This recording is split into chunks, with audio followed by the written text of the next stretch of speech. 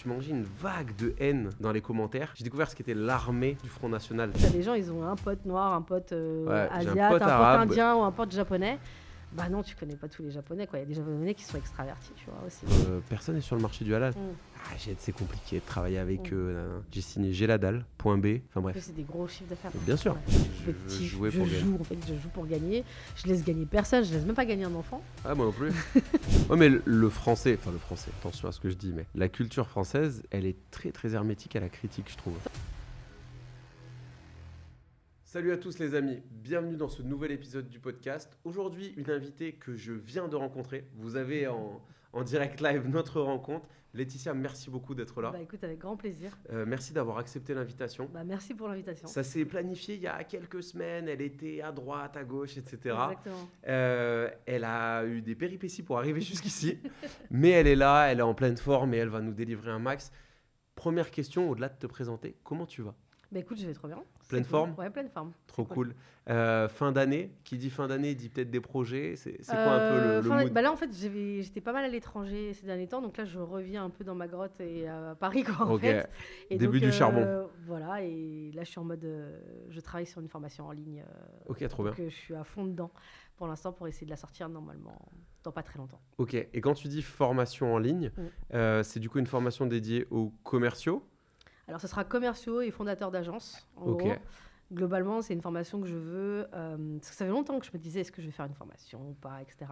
Et en fait, là, je me suis remis dans le game de la vente, dans le sens où je suis un peu sortie de ma posture de uniquement consulting. Donc, je continue à faire du consulting, mais à côté, j'ai pris une grosse mission où je me suis remis en plein dedans, avec les difficultés qu'il y a, etc.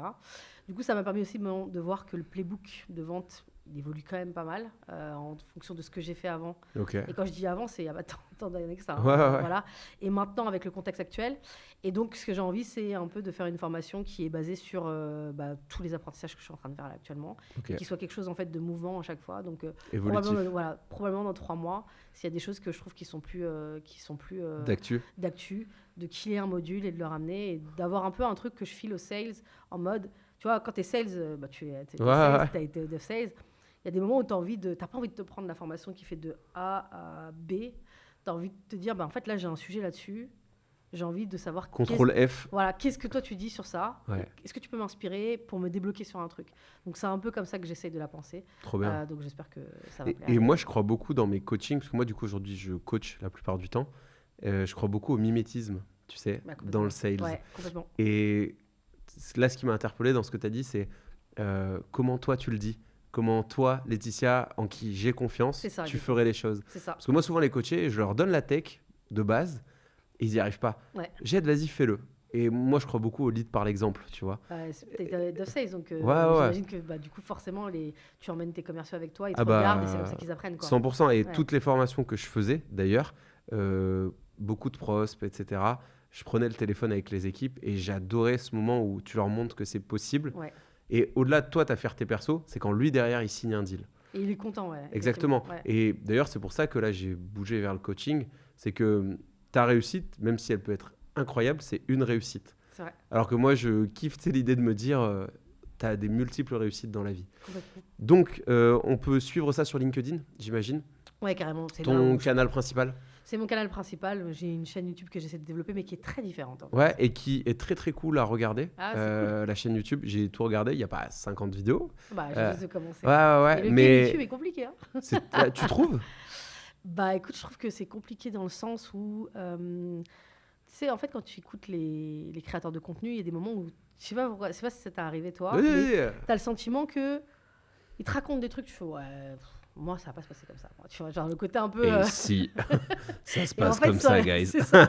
Et sur YouTube, j'entendais beaucoup de gens dire, il faut faire max de vidéos pour qu'en fait, tu trouves vraiment ton format, que tu arrives à voir ce que tu veux faire, ce que tu veux pas faire, etc. Et moi, j'étais plutôt en mode, genre, non, je suis sûre de mon format, je vais trouver mon format, etc. Et en fait, ce que je trouve qui est compliqué, c'est qu'en fait, finalement, YouTube, en plus, c'est quand même un média qui coûte cher, plus cher que LinkedIn. Donc, il faut à la fois faire beaucoup de vidéos pour en fait trouver le bon ton. Bien sûr. La niche aussi. La niche, le format. Par exemple, aujourd'hui, mes vidéos, je les trouve trop longues. Il faudrait que je réduise un petit peu, etc. C'est vrai. Et du coup, il y a pas mal de gens qui m'ont fait les feedbacks. Et en même temps, je suis très nulle pour scripter. Parce que dès que tu vois, je fais un script extrêmement clair, genre, je sais plus, il y a un YouTuber qui disait ça, lui, c'est homo, même la blague. Tu vois, il va faire ha ha ha. Et moi, je peux pas faire ça en fait. Non, mais... Vraiment, c'est pas ma vibe. Mais les vrais sales ont du mal avec les scripts très écrits. Et ben voilà. Enfin, je pense. Hein. Ah, mais c'est clair. Et du coup, en fait, il faut que je trouve mon truc. Et je sais qu'il y a un autre YouTuber qui, lui, scripte pas, juste avec des bullet points, mais il se force à rester dans le cadre. Alors que moi, j'aime bien digresser. Et c'est qui tes inspirations ? Alors, mes inspirations, on va dire, sur YouTube, vous allez trouver ça bizarre, mais c'est pas des inspirations business. Non, mais moi non plus. Ah, d'accord. Moi, je suis consommateur YouTube. Ok, donc j'aime beaucoup Crazy Sally. Ok. Là, son nouveau format, j'adore Sally. Avec Sally. Je l'ai découvert sur l'émission Les Traîtres. Ok. Sur la 6. Ouais, bah oui. Je la connaissais pas, moi. Ouais. Et elle vient du droit, non ? Elle vient avocate. Du droit. Et, en fait, très, très stylée comme meuf. Hein. Aujourd'hui, c'est devenu la référence, même aux États-Unis. C'est-à-dire que dès qu'une star arrive aux États-Unis, ils veulent se faire interviewer par elle. Donc, elle a interviewé Denzel. Elle a interviewé Denzel, elle a interviewé Ariana Grande, elle a interviewé Spike Lee. Incroyable. Et en fait, du coup, maintenant, ils viennent sur nos médias, genre... la chaîne publique, quoi, France Télévisions. Et en fait, quand ils veulent un média YouTube, elle a réussi à se positionner là-dessus. Incroyable. Donc, globalement, dans la musique et dans le cinéma. Donc, j'aime beaucoup, en fait, son travail. Donc, voilà. Après, il y a d'autres... Ouais, puis elle représente bien, moi, je trouve. Tu sais, moi, j'ai pas honte, hein, tu verras. Tu vois, quand t'as une Renoir qui parle et qui s'exprime super bien, qui a la classe. Et en plus, c'est surtout un travail hyper rigoureux, qui sort des sentiers battus. Puis tu sens qu'elle vient du juridique. Je sais pas si tu vois ce que je veux dire. Clairement. Elle est hyper précise. Ouais, et tu sens qu'elle a bossé ses interviews. Et ses interviews, elles sont incroyables. C'est-à-dire que tu vois qu'elle interviewe une personne. Là, par exemple, dernièrement, elle a interviewé, alors je sais jamais dire son nom, c'est Adèle. Elle a un nom grec qui est impossible Exarchopoulos. Exactement. Ah, c'est vrai que tu es fan de cinéma. Donc ouais. Bon, je suis fan de cette nana d'ailleurs. Ouais. Et elles ont fait là dernièrement une interview ensemble. En référence à son dernier film, Chien 51. C'est ça, exactement. Ouais. Et elles sont hyper copines. Ah, et en fait, t'as l'impression. Enfin, non, tu sens qu'elles deviennent copines dans l'interview. Ouais, et donc, c'est genre juste. Et c'est trop bien que tu dises ça. Parce que tu sais que c'est les inspirations que j'ai, moi, dans ce que je veux faire aujourd'hui. Ok. Tu vois, en gros, mon but, c'est que les gens, ils viennent et je repars, on a créé quelque chose. Tu sais, vécu un moment. Et en fait, la préparation, mais comme dans le sales, c'est ce qui fait la diff. C'est, tu vois, je sais que tu as monté telle boîte, que tu as bossé là-dedans avant. Ouais. Et en fait, montrer que tu cares pour la personne en face. Ça, déjà, ça fait un truc. Mais du coup, c'est marrant parce que l'interview entre les deux, ça commence par je suis trop contente d'être là. Elle dit j'attendais mon tour. Donc, déjà, elle dit genre à Sally, j'aime trop travailler avec ça. Voilà. Et après, du coup, elle parle. Et je pense que les questions, elles sont tellement cool qu'à la fin, elle fait mais vas-y, viens, on va le voir ensemble le film, tu vois, elle balance ça le truc. Ouais. Genre Adèle qui propose à Sally d'aller voir le film ensemble, elle fait ok, vas-y, viens, on va voir le film ensemble. Donc on sait pas si elles sont parties voir le film ensemble, mais j'ai trouvé en tout cas l'interview, du coup, tu avais l'impression de voir deux potes en train de parler et de sujets hyper stylés. Donc tu me demandais aussi mes autres trucs. Moi, j'aime bien regarder des trucs sur la création, donc on en a parlé rapidement un peu avant, mais par exemple, je vais beaucoup regarder Un bon moment, tu vois, de Kian. J'adore. J'aime beaucoup écouter Un bon moment. Et j'adore Navo, moi. Alors moi je suis moins fan de Navo. Ah ouais. Je suis pas... Mais moi en fait j'aime mais parce que tu sais que c'est en fait c'est vraiment lui, je pense qu'il aide. Enfin tu vois, il y a pas Kian sans Navo. Ouais, c'est ça, mais c'est ça que je voulais dire, c'est que télévisuellement, audiovisuellement, il ressort pas de ouf. Ouais. Mais en vrai, on sait que c'est lui qui est derrière beaucoup de choses. Mais en fait, alors vraiment, en fait, pour être vraiment honnête, c'est sur des sujets bien spécifiques qui me tiennent à cœur, sur lesquels. Plus donc des avis. Des avis de Navo. Ah, hyper intéressant. Tu vois, c'est rigolo. Donc en fait. Voilà, il y a des choses sur lesquelles il a pu avoir des prises de position, etc. Intéressant. Je savais pas. Voilà. Et je trouve que ils donnent leurs avis, eux. Ouais, parfois il a donné ses avis, mais d'ailleurs il a eu une petite sauce Navo justement sur un sujet, etc. Qui était lié plutôt au sujet de diversité, etc. Ah ouais. Oui, parce que voilà, et je trouve que Kian, parfois quand il connaît rien à un sujet, il dit I don't know. Il dit I don't know, et c'est pas mon truc. Vas-y viens, on rigole, tu vois, genre. Ouais. Et en fait, je préfère cette attitude que de faire celui qui connaît. Le connaisseur. Et en fait, parfois tu connais pas certains milieux, n'en parle pas, tu vois. Okay. Et il a cette posture un peu plus intello, genre en mode j'ai un avis sur tout. Et enfin voilà, maintenant il y a des milieux que tu les connais pas. Ok. C'est pas parce que tu as une pote qui est Shirley et qui est Renoir qu'elle est représentative de tous les Renoirs de terre, tu vois. Ouais. Voilà, donc, je l'ai, I got it. Okay. Donc voilà, donc c'est bien, t'as une pote. Shirley Soignon. Ouais, voilà. Ouais, tu vois, c'est un peu ce côté où t'as des gens, ils ont un pote noir, un pote asiate, un pote indien ou un pote japonais. Bah non, tu connais pas tous les japonais, quoi. Il y a des japonais qui sont extravertis, tu vois, aussi. Tu vois, genre, voilà, tu vois. Les Asiates sont discrets. Non, mais voilà, tu vois. Tu vois, ça, c'est un edit qui va tourner, je vais le regretter. Non, mais voilà. Mais du coup, c'est juste, voilà. Mais en tout cas, effectivement, l'émission à deux, elle est incroyable, donc je l'écoute. Okay. Voilà, mais... Et après, franchement, j'écoute beaucoup, je sais pas, les chaînes que je vais regarder. Alors, du coup, c'est très connoté, mais ouais, j'écoute... Je regarde beaucoup Blast, donc avec Rhinocéros, etc. Je vais regarder... je vais beaucoup écouter Clément Vireux. Ouais, ben moi non plus, là. Mais voilà, les gens auront compris. Donc voilà, donc, soit c'est des sujets très politiques que je regarde, soit des sujets liés à la création, ou bien beaucoup de divertissement, en fait. Donc, mais moi, je kiffe le divertissement. Bah, tu vois, je sais pas, genre... Vas-y, avoue. Non, mais je vais rigoler, par exemple, sur... Mais à chaque fois, je me souviens jamais des titres, mais par exemple, l'émission de Squeezie... Qui est l'imposteur? Ouais, tu vois. Ouais, c'est exceptionnel. Mais en fait, par exemple, là, le dernier qu'il a fait avec Astiekan, j'ai tellement rigolé. Ouais, il était excellent. J'ai tellement rigolé. Et en fait, vraiment, tu sais, le truc où tu rigoles tout seul pendant je sais pas combien de temps, et après une session de travail, après un autre job, franchement, tu rigoles. Mais tu sais que moi, j'en ai besoin de ça. Et je le trouve beaucoup dans YouTube. Bah, en fait, c'est pour ça que moi, je trouve que YouTube, c'est vraiment... C'est exceptionnel. C'est exceptionnel pour ça. Ouais. Parce que tu peux vraiment, genre, deep de fou sur des sujets, etc. Et même deep de fou sur des sujets que... tout le monde s'en fout, tu trouveras toujours un truc. Ouais. Et en même temps, tu peux te divertir. Et en même temps, tu peux... on trouve tous, en fait, notre truc, peu importe ce que tu penses politiquement, etc. Tu trouveras toujours ton média qui est pour toi ou en fait sur lequel tu as envie de prendre de l'information de ce truc-là. Donc, en fait, vraiment, pour moi, c'est la plateforme qui peut correspondre à tout le monde. Tu vois. Ouais. Et c'est intéressant ce que tu dis parce que moi, j'ai pris le parti au début de faire des micro-trottoirs. Je sais pas si tu as vu. Ouais, non, j'ai pas vu ça. Et moi, je faisais des micro-trottoirs, notamment pendant les élections. Et j'allais demander aux Français ce qu'ils pensaient de Jordan Bardella. Tu vois, après, libre à toi de dire ce que tu veux. Et tu sais, j'ai une vidéo qui a buzzé. Enfin, buzzé, tout est relatif. Ça a fait 17 000 vues sur YouTube. Ouais, c'est pas mal, tu vois. Monté à l'iPhone, pourri. Je suis tombé sur un Marocain qui m'a dit qu'il votait FN. Tu vois, et je lui dis que je suis pas d'accord, bref, tu vois. Et je me suis mangé une vague de haine dans les commentaires. J'ai découvert ce qu'était l'armée du Front National, tu sais, sur le truc. Est-ce que toi, aujourd'hui, tu es créatrice de contenu? Alors oui, on est dans la niche business, donc je dis pas que la couleur, on s'en fiche, parce que c'est pas vrai, mais il y a quand même des doses, tu vois. Est-ce que tu as déjà ressenti un truc ou pas? Et sans aller dans la victimisation, parce que on n'est pas là pour ça, est-ce que tu as déjà ressenti d'origine, Fall, etc. En fait, je pense que je fais abstraction de ça. Trop bien. En vrai, je poste mon truc, etc. Il peut arriver sur LinkedIn, surtout l'été, en fait, parce que l'été, tous les gens un peu normaux partent en vacances. Il reste que les fous, les afrites, là. Et donc, du coup, qui te mettent des commentaires, etc. Ah ouais, t'as déjà pris des trucs après? Ouais, moi, j'ai pris des commentaires, mais en fait, j'ai une règle, je delete et je te bloque. En fait, je réponds jamais. Je delete, je bloque. Tu réponds pas? Ah non, je réponds pas. T'as une belle force mentale. Je delete, bloque et en fait...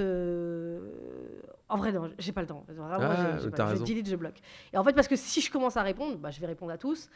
En plus, c'est des gens qui se nourrissent de ça, en fait. Un hater, il a envie que tu lises et il veut que tu regardes. Ils aiment le sang. Voilà. Donc, en fait, c'est comme si je le nourris, quoi. Le mec, il va... Et puis après, ses potes, ils vont se dire, ah, vas-y, elle répond. Vas-y, moi aussi, la prochaine, je vais faire. Donc, en fait, même parfois, dès que je vois un peu une vibe, etc., je lis même pas parce qu'en fait, je me préserve d'une certaine manière. Je delete, je bloque. C'est même pas j'ai pas de temps, etc., avec ça. Par contre, tous les commentaires, genre, par exemple, qui vont critiquer mon travail ou une pensée ou un truc comme ça je laisse. Mais si à partir du moment où ça touche un truc enfin, écoute, je parle de sales. Comme moi, en fait, en tout cas, j'ai pris le parti pris de pas parler de ma vie sur mes réseaux. Ouais. C'est une question que je voulais te poser. Ah non, je parle pas de ma vie sur les réseaux, c'est un choix. Sur la séparation que tu fais. Ouais, c'est vraiment un choix. C'est bien. Ouais, et du coup, en fait, si tu me parles de autre chose que là, ce qu'on est en train de parler, t'as rien à faire là, en fait. Ouais, c'est pas le débat. Bah oui. Ah, tu vois, si tu commences à me parler de, je sais pas, ma couleur de peau, mes origines, etc., est-ce que je t'en ai parlé? Ou bien quand j'en ai parlé, c'est généralement dans des médias qui étaient... parce que, par exemple, il y a des réseaux comme Black Network, etc., qui sont sur des questions plus de la diaspora en Afrique, etc., où là, forcément, ça intéresse l'audience. Si je suis sénégalaise, ivoirienne ou camerounaise, c'est pas du tout la même chose. Bien sûr. On va parler de business dans ces pays en particulier. Okay. Donc voilà, tu vois, donc là, c'est... Mais quand je parle de sales, de SaaS, de tech. De tech, tu vois. Ouais, c'est intéressant. Mais bravo pour ta gestion du truc, parce que moi, je suis loin d'être à ton niveau. Je crois que tu as fêté là un nombre d'abonnés, non? Ouais, 20 000 abonnés sur Let's LinkedIn. Go, les 20K sur LinkedIn. Mais c'était long. C'était long? C'était super long. Ça fait combien d'années que tu es sur LinkedIn? Là, ça va faire 3 ans en vrai. Oh, ça va. Non, mais c'était long parce que moi, j'ai vu des gens. En fait, quand tu vois des gens, tu dis... Ah ouais, lui, il est arrivé après moi, grosse star. Il a popé, lui. Il a popé de fou. Donc voilà. Et en plus, pour voir, moi, après, j'ai vraiment joué le jeu organique. En vrai. J'ai vraiment joué le jeu organique. C'est-à-dire que chaque... moi aussi, d'ailleurs, ça me coûte cher. Mais du coup, ouais, ça te coûte cher, mais après, en même temps, ça... Tu fais pas, toi, des lead magnets, des trucs comme ça? J'en ai j'en fais de temps en temps quand j'ai un lead magnet intéressant, mais c'est pas une stratégie. Parce que ça, je crois que ça fait booster un peu, non? Alors, ça te fait grave booster. Moi, j'en fais jamais. Mais en fait, je l'ai fait vraiment quand j'ai vraiment un lead magnet intéressant. Si j'en ai pas, je vais pas le faire. Et après, bah, tu vois, en fait, je sais pas si c'est une bonne stratégie parce que de faire ça, tu vois. Parce qu'en réalité, tu vois, genre là où le reach, il a baissé pour tout le monde. Et en vrai, je conserve encore un engagement pas mal parce que je pense que les gens, ils sont venus pour l'ensemble de mon contenu. Alors que quand tu fais venir des gens pour un lead magnet, bah, le mec, il vient pour son lead magnet. Et aussi, ils sont venus pour toi. Enfin... Voilà, c'est ça. D'une certaine manière, en fait, ils sont en mode, bon, j'aime bien globalement ce qu'elle fait. Je vais la suivre parce que j'ai envie de suivre son contenu. Ils vont pas tout liker, mais du coup, en fait, bah, cumuler les gens, en fait, ça, tu conserves un truc. Alors que si le mec, il vient juste pour un lead magnet, bah, il prend son lead magnet, puis après, il part, en fait. Il est pas engagé par rapport... Tu sais, il y a des gens, ils commencent à te suivre parce qu'ils ont vu 2, 3, 4 trucs qui les intéressent. Et donc, ils se disent, bon, bah, c'est une démarche, je te suis, tu vois. Mais tu parlais de la baisse de reach. Le reach, c'est la couverture... qu'on nuance d'ailleurs avec l'engagement. Pour faire simple, pour ceux qui seraient des moldus, c'est... en ce moment, je me refais Harry Potter avec ma chérie. C'est les vues VS l'engagement. Donc les likes, les commentaires. Comment tu analyses ça? Parce que du coup, moi, ça fait 6 mois, tu vois. Donc j'ai zéro recul. Et tout le monde me dit, oh, le reach, il a baissé. Tout le monde pleure de ce truc-là. Je me rends pas compte de ce que ça veut dire, en fait. En fait, moi, je pleure pas trop avec ce truc-là parce que, comme je dis, ça a été dur parce que moi, je pense que j'ai du grind vraiment pour arriver à avoir une audience. Donc, en fait, j'ai pas eu le côté de certaines personnes où ça a été, je suis arrivée, ça a été fulgurant. Mais d'ailleurs, ça, c'est un piège pour ceux qui pètent d'un coup. Ah ouais, tu penses? Bah ouais. Bah après, c'est cool de péter d'un coup, tu vois. Je suis d'accord, mais pour en connaître quelques-uns, ça capitalise pas toujours derrière. Bah peut-être, mais alors du coup... Tu vois ce que je veux dire? Je sais pas. En gros, tu prends 20 000 parce que tu as 15 posts d'affilée qui sont des bangers. Mais en fait, tu monétises quoi derrière? Enfin, moi tu vois, je suis pas de la team... Ok, je comprends ce que je te parle pas de continuer à avoir des likes ou des commentaires. Mais en fait, je vois pas l'intérêt d'avoir 30 000 abonnés si t'en fais rien. Oui, je comprends, complètement. Bah du coup, oui, effectivement. Donc... Mais moi, comme en fait, ça a été difficile à le faire. Enfin, ça a été difficile. Du par mes posts... Bah, tu vois, ça a été toujours des paliers, tu vois. Ça augmente, les gens commencent à... Un jour, je fais 10 likes, puis après, j'en fais 20. Voilà, c'était vraiment, en fait, comme ça. Du coup, très vite, j'ai été obligée, parce qu'autrement, tu tiens pas à 3 ans, tu vois. Et que tu vois à côté des gens, ils font des likes de fou, et tu dis, mais le contenu, il est pas fou, quand même. Ouais, puis après, comment ça s'appelle, les trucs où ils s'envoient des messages les trucs de pods, là? Les pods. Ouais, les pods. Alors, moi, du coup, tu vois, genre sur ça, je me suis mis 2 règles. Pas de pod. Après, il y a des moments quand même, je partageais parfois à des potes, etc. Non, mais moi aussi, je fais ça. Mais maintenant, en fait, je le fais plus du tout. Parce que ça me permet, en fait, de voir ton contenu, il est éclaté au sol ou il n'est pas éclaté au sol. Merci. Et en vrai, quand j'ai pas beaucoup de trucs, c'est vraiment, je me regarde, je me check, je dis, en fait, Laetitia... Challenge-toi. Il était pas fou, le post. Non, mais généralement, il était pas fou. Tu l'as fait parce que, bah, en fait... fallait poster, tu vois. Et généralement, quand je fais un post et vraiment, j'ai vraiment réfléchi, c'est un truc que je me suis dit, je vais faire un truc comme ça, je l'ai pas fait tout de suite... Et là, je me suis dit, ok, c'est quoi le mieux? Je fais un carrousel, je fais une vidéo, je fais un truc, et que je sors le truc, ça marche, tu vois.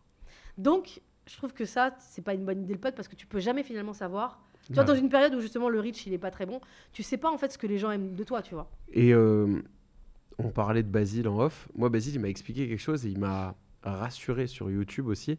C'est que quand mes vidéos sortaient, tu sais, je les envoyais à ma mère, mon frère, ma femme, mes beaux-parents. Je disais, allez regarder, allez liker. Tu sais, tu essaies de créer une traction qui est artificielle. Et en fait, il m'a décomplexé avec le fait de me dire, oui, tu vas peut-être faire 100, 200 vues comme ça, mais la réalité, c'est que si ton contenu doit marcher, c'est sa qualité intrinsèque qui fera que ça doit marcher. Et il y a un type, je sais pas, peut-être que tu le connais, on a discuté il n'y a pas très longtemps et je suis assez fan.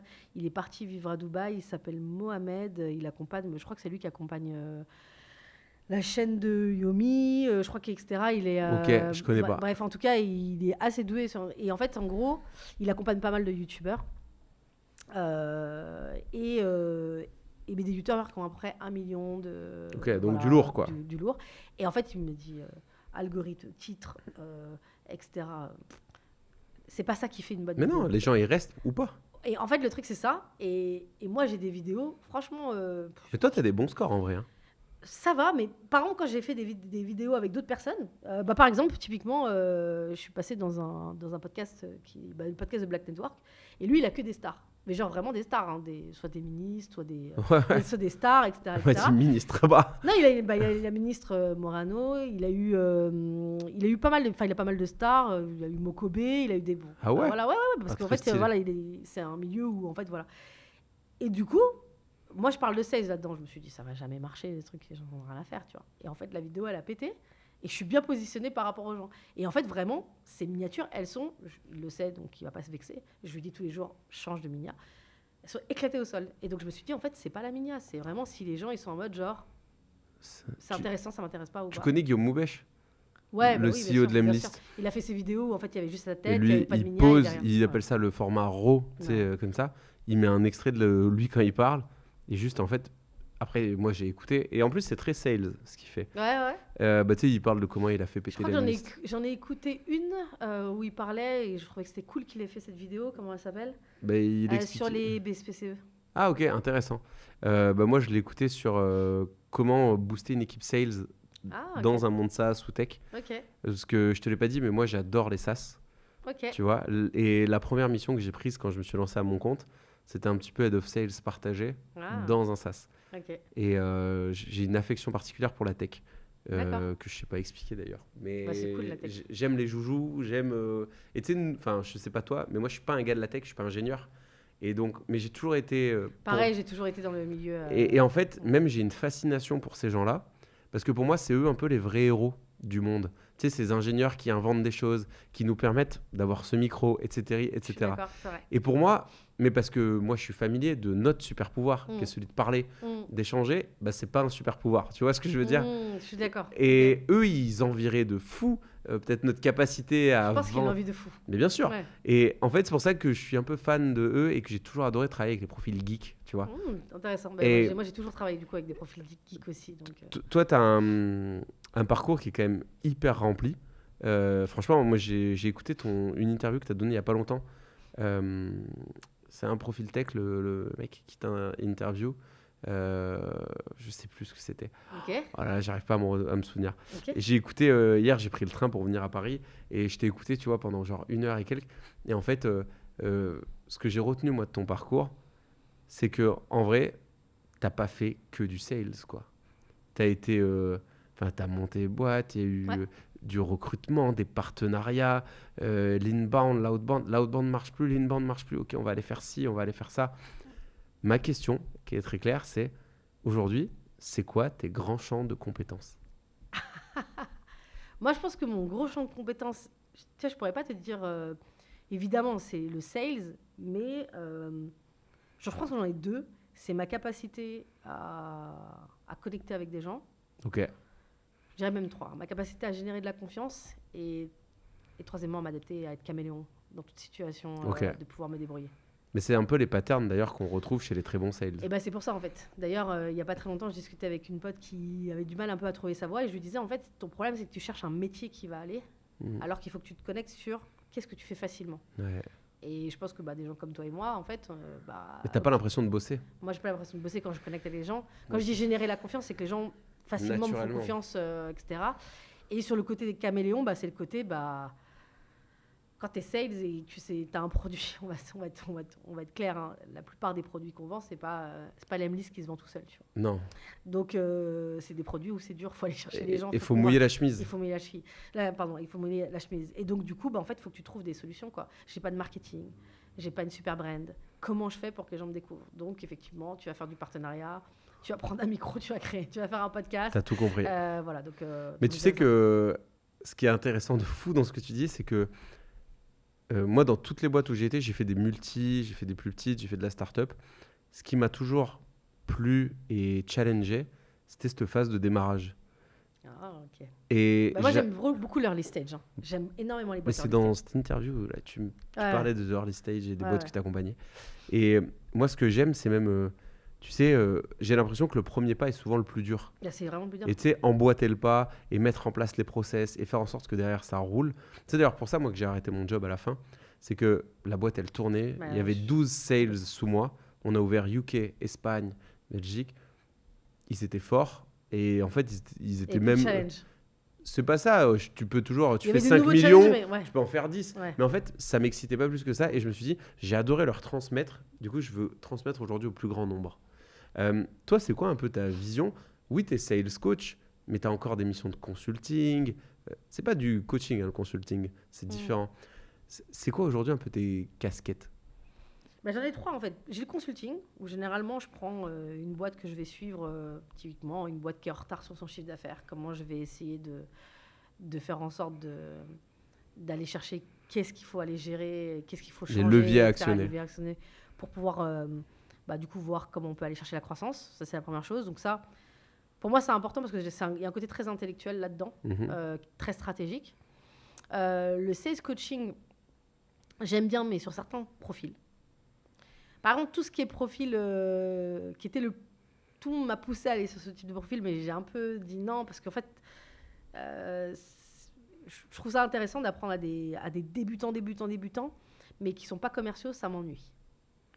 Ah oui, je vois ce que tu veux dire. Mais moi, ça, je le fais pas, ça. Les profils plus solopreneurs et tout. Ah, je vois ce que tu veux dire. Je sais ça, j'en fais, moi. Il y a des gens qui le font. Alors, moi, si c'est un solopreneur qui est comme... Parce que j'ai des solopreneurs qui sont commerciaux. Donc ça, oui, sans problème. Parce que c'est ce qu'ils vendent, tu vois. Mais si tu es solopreneur et en fait, c'est juste tu veux vendre tes trucs, je m'ennuie vite. En fait, j'aime bien aller chercher, en fait, là, par exemple, j'accompagne un sales qui bosse sur la Paris Creator Week. Et là, ça m'éclate. Parce que il est bon. Il est déjà bon. Non, mais du coup, tu te sens challengé, en fait. C'est ça que ça veut dire. Voilà, exactement. Et du coup, je suis obligée, en fait, de... Tu peux pas lui dire un truc genre... Même, tu dois level up. Ouais, voilà. En fait, je dois toujours avoir un cran au-dessus. Et en plus, je pense que la génération qui arrive, elle va quand même pas mal nous challenger parce que même si à chaque fois, on peut voir oui, les commerciaux, ils sont pas bons, etc. Là, la génération de commerciaux qui se crée, c'est une génération qui a vécu le pire moment, quoi.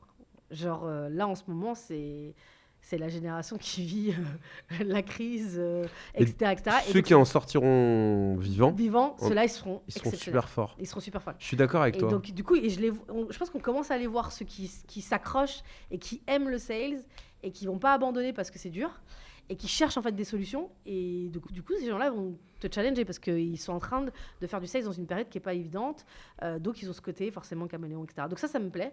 Après, donc le coaching, il faut que je sois un peu challengé, tu l'as compris. Et après, moi, je ne me vois pas être que dans une posture de conseil. J'aime vraiment profondément la vente. Closer des deals, c'est important. Et pas juste mes deals en tant que moi et ma boîte vendue. C'est pas que c'est pas des deals, c'est juste que je fais du contenu, donc c'est beaucoup mon contenu aussi qui close. Qui vend pour toi. Qui vend pour moi. Tu le ressens, ça? Oui, clairement. Il y a des gens, enfin, tu vois, genre, il y a une vidéo que j'avais faite avec un type que j'aime bien qui s'appelle Eddy, où j'ai en live. Réécouter le call d'Eddy Snoussi. Ah, tu l'as vu? Mais oui, mais j'ai tout regardé. Ah, d'accord. Mais j'ai bossé, hein, attention, c'est un boulot. J'ai écouté et tout. Non, mais du coup, tu vois, cette vidéo.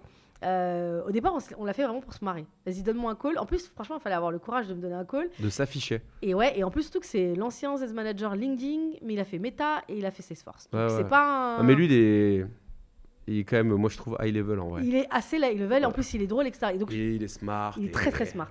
Et donc, du coup, il me fait ça et il me dit, par contre, et ça, je te file pas le call. Autrement, c'est pas drôle. On fait en live. Donc, j'avais rien vu. Donc, tu peux pas, genre, juste préparer ton truc, etc. Donc, on fait en live. En fait, cette vidéo m'a amené plein de leads. Et en fait, des agences qui m'ont dit, je suis bon, ouais, pourquoi tu voulais qu'on discute? Tu vois la vidéo là? Je veux ça. Ça coûte combien pour avoir ça? Et genre, vraiment, c'était littéralement ça. C'est pas du closing, ça. Ouais, mais tu sais que Enzo Colucci, il a un concept là depuis. Coach-moi si tu peux. Il réécoute les appels. Et tu sais que ça, c'est un truc. Moi, c'est un mec avec qui je m'entends super bien parce qu'on est dans la même région. Il est super, Enzo. Et tu sais qu'il m'a dit que du bien de toi. Ah, c'est gentil. Je l'ai eu en podcast la semaine dernière. Et on est tous les deux dans le sud. Ah, ok. Et t'es où dans le sud, toi, du coup? Aix-en-Provence. Enfin, je suis à Marseille. Moi, j'adore Marseille. Ah ouais? Mais par contre, j'ai jamais été à Aix-en-Provence. Non, mais moi, je suis à Vitrolles, moi, parce que les gens, ils connaissent pas quand je dis. Okay. Mais je suis à 15 minutes de Marseille. Ok, t'es à 15 minutes de Marseille. Ouais. Je passe toujours au moins un mois à Marseille dans l'année. Ah ouais? Non, mais on va se capter. Ouais, tout le temps. Mais avec grand plaisir. Et en fait, Enzo, avec son concept, en fait, il n'y a pas l'un d'entre nous, qui sommes des créateurs dans le sales, qui s'est pas dit je vais filmer et réécouter. Tu vois, on a tous eu l'idée. Lui, il l'a mise en place. Toi, je t'ai vu le faire. Je me suis dit, c'est stylé. Il faut le faire, en fait. Ouais, mais bien sûr. Mais par contre, c'est super dur, les gens veulent pas s'afficher. Donc, par exemple, moi, j'aimerais trop avoir des calls, mais les gens, ils ont. Voilà. Et après, je me suis dit, en fait, Laetitia, la next step, c'est de montrer tes propres calls. C'est aussi de mettre en vulnérabilité. Moi, je le fais, ça. Hein. Et ouais, j'ai vu que tu avais fait un. Je crois que j'étais. Non, c'est pas toi, je sais pas. En tout cas, dernièrement, j'ai vu un format où j'ai vu quelqu'un montrer son propre call. Donc, ouais, moi, je le fais. Ok, ça, c'est. Ouais, mais parce que après, on a différents domaines. Tu vois, moi, le cold call, je pense, tu vois, que c'est celui dans lequel j'excelle le plus. Ok. Et donc, du coup, c'est pas tant une prise de risque, tu vois. Moi, je trouve que au contraire, en vrai, montrer un vrai call de découverte. C'est super dur. Tu vois qui est qui. Ouais, c'est ça. Parce que le cold call, tu peux vite faire illusion. Ouais. Et il y a des gens qui mettent expert cold call. Je t'ai jamais entendu cold call. C'est ton truc ou pas? C'est pas tant mon truc que ça. Après, j'en fais parce que je suis full cycle. Et que tu sais le faire. Et il faut que j'aille chercher mes rendez-vous. Là, ce matin, j'ai fait une session parce qu'il faut que les types, je les fasse closer. Et évidemment, avant de closer, il faut qu'il aille chercher des rendez-vous. Ouais. Donc, je vais avoir mes approches. D'ailleurs, on en a parlé. J'ai fait aussi un épisode avec Enzo sur Mastermind. Et on a parlé de ça où, d'ailleurs, je disais, franchement, je vois certaines approches, moi je sais pas, me plaisent pas et on a eu des débats là-dessus. Ok, cool. C'est quoi un peu ton approche, sans parler de celle des autres? Alors moi, mon approche, c'est beaucoup une approche, j'appellerais l'approche du consentement. Je suis d'accord. Et donc du coup, en fait, et surtout l'approche de, j'essaye de me comporter avec les gens comme je veux qu'on me comporte avec moi, et donc du coup, je déteste tout ce qui est, je te prends pour un bouffon, en fait. Et je trouve qu'il y a beaucoup d'approches où tu prends le prospect ou pour un zozo, quoi. Je sais pas comment t'expliquer ça, mais par exemple, tu vois, tu tournes autour du pot, etc. Moi, je suis straight to the point. On est des adultes. Moi, je suis sales, c'est mon métier. Toi, tu es dans le business, ce qu'on appelle le job to be done. Tu as un job à faire. Moi, j'ai juste à être au niveau pour pas te donner des trucs, pour pas avoir une approche basique sur, j'en sais rien, par exemple, un exemple, t'es DRH ou responsable de recrutement, je vais dire, comme vous avez besoin de recruter, bon là, ok, je suis sur un niveau très bas level, je vais essayer de chercher une problématique qui fait que tu te dis, putain, la meuf, elle est smart, elle comprend mes concepts. Maintenant, en 2025, par rapport, elle est partie chercher un petit peu, quoi. Donc, je vais avoir plus cette approche-là. Parfois, c'est réussi, parfois, tu itères, etc., etc. Pareil, tu vois, genre, aujourd'hui, moi, j'aime pas faire l'autruche, tu vois, sur le fait qu'il y a beaucoup de numéros de téléphone personnel. Mais moi, c'est que je dis, je vous l'ai pris sur LinkedIn grâce à un outil d'enrichissement. Mais tu sais que d'ailleurs, ça se passe toujours bien. C'est ça. Ou même parfois, je pose la question, excusez-moi, je voulais juste savoir, avant d'avancer et de vous dire pourquoi je vous appelle, c'est un numéro pro ou perso? Ah, mais tu sais que je le donne parce que c'est un petit trick que j'ai. Parce que moi, j'en fais encore beaucoup. Même si je coach, je garde 1 à 2 jours de call par semaine. Ouais, cool, okay. Genre, je fais quasi 300, 400 call semaine. Tu vas bientôt je vais pouvoir te suivre quand tu vas tester le truc de l'iPhone, là. Ah, je l'ai. Tu sais que j'ai changé de téléphone là, après 4 ans. Ouais. Et je vois, parce que je l'ai pris aux US. Okay. Et je vois déjà les trucs de tentative, est-ce que tu rejettes ou pas, etc. Okay. Parce que ça, moi, j'attends d'avoir en fait les retours pour savoir comment vous allez, moi, j'ai hâte, je suis curieux. Mais moi, un truc que j'ai, c'est est-ce que je suis bien sur votre ligne directe? Ok. Et en fait, là, c'est oui, mais c'est mon perso. Ou oui, c'est ma ligne directe, c'est mon pro. Okay. Et tu vois, et derrière... moi, je pense que c'est pas mal en fait d'annoncer la couleur parce que le côté en les fait, gens tu savent. joues sur l'ambiguïté, ils savent, voilà. Et en fait, je pense que ça détend vachement. Ils sont en mode genre, ok, tu es en train de respecter mon espace. Mais bien sûr. Et après, là, mon deuxième truc, c'est une approche un peu assez franche, quoi. Voilà, moi, ça fait un petit moment que j'essaie de, si c'est vrai, de vous contacter. Est-ce que vous avez envie de savoir pourquoi? Et puis après, et après, je vais avoir une démarche. Ça dépend de mon produit, mais tu vois, par exemple, là, en ce moment, je vends une solution d'analyse prédictive. Je vais beaucoup plus être en mode, je vais partir du fait, voilà, aujourd'hui on est une boîte early stage, on accompagne des boîtes telle. J'ai analysé un peu ce que vous faisiez, etc. Et je me suis dit que sur ce point-là, je pense qu'on pourrait vous aider là-dessus. Est-ce que ça vous intéresse que je vous présente un use case? Et parfois, quand je vois qu'il y a un peu de crispation, je fais, bon, écoutez, au mieux vous trouvez une solution sympa et on verra si on peut en parler, on avance ensemble. Au pire, vous pourrez voir des usages en fait de boîtes qui vous ressemblent sur ce sujet que j'ai vu qui était intéressant parce que j'ai vu un truc, etc. Tu vois. Je vais vraiment avoir une démarche comme ça, comme sur le pitch en fait. Mais là, ce que tu montres, c'est que tu donnes de la valeur. Et j'en ai marre du mot valeur parce que tout le monde le met partout. C'est ça que je très bien ce que tu veux dire. Mais en gros, tu donnes une raison ou un motif à la personne de venir en rendez-vous. Et moi, ça, c'est la clé de mes cold calls et de tout. J'explique moi tout le temps que pourquoi ça va être cool. Exactement. Ouais. Et en fait, j'ai sorti une vidéo genre hier ou avant-hier qui disait mais si tu traques pas ce que tu fais, tu peux pas être bon. Le gars me dit mais pourquoi? Je dis parce que si tu perds ton mec entre le R1 et le R2, c'est que tu lui as pas donné envie de venir au R2.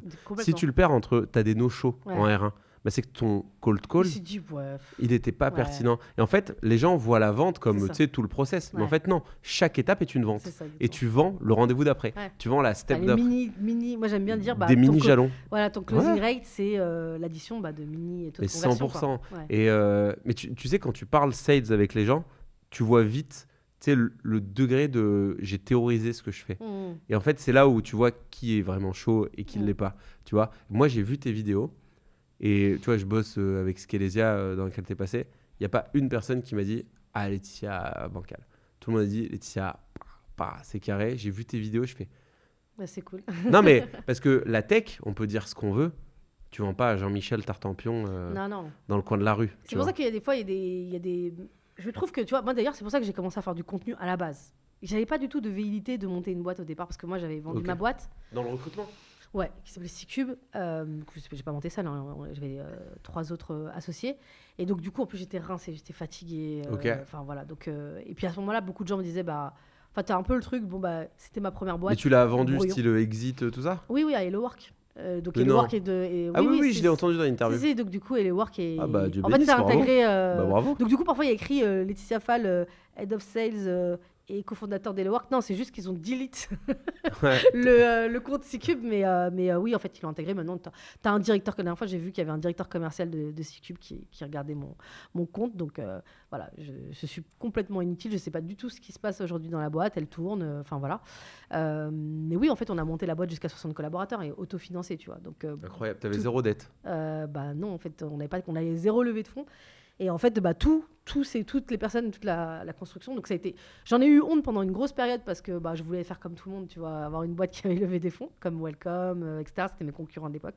Job Teaser, Welcome to the Jungle. Et après, en fait, aujourd'hui, je suis en mode genre... du coup, dans des périodes où c'est dur, je fais du coup, je me débrouille bien parce que ça a toujours été dur, en fait. Pour moi. Mais même, tu sais que c'est une fierté, moi, je trouve. Moi qui vends pour des boîtes SaaS... Ouais. Et la boîte dans laquelle j'étais Head of Sales, on a le fondateur à 100%. Ah ouais. Et en fait, nous, on en faisait une force quand on allait pitcher. Donc nous, on travaillait dans la food tech, donc on travaillait avec des restaurants. On vendait à des kebabs, à des tacos, mais on a vendu aussi à Burger King, KFC, des grandes chaînes, bref. Et d'ailleurs, moi, j'ai fait ma réussite en allant sur le terrain où personne n'est allé, c'est-à-dire le halal. Ah, si tu veux tout savoir. Okay. C'est que je suis arrivé et tout le monde me disait « Ah, McDo, on peut pas les signer, on a déjà Burger King. Tu vois. Et tu pouvais pas signer Jean-Louis et Jean-Richard, tu vois. Et donc, du coup, je disais, OK, mais par contre, personne n'est sur le marché du halal. C'est compliqué de travailler avec eux.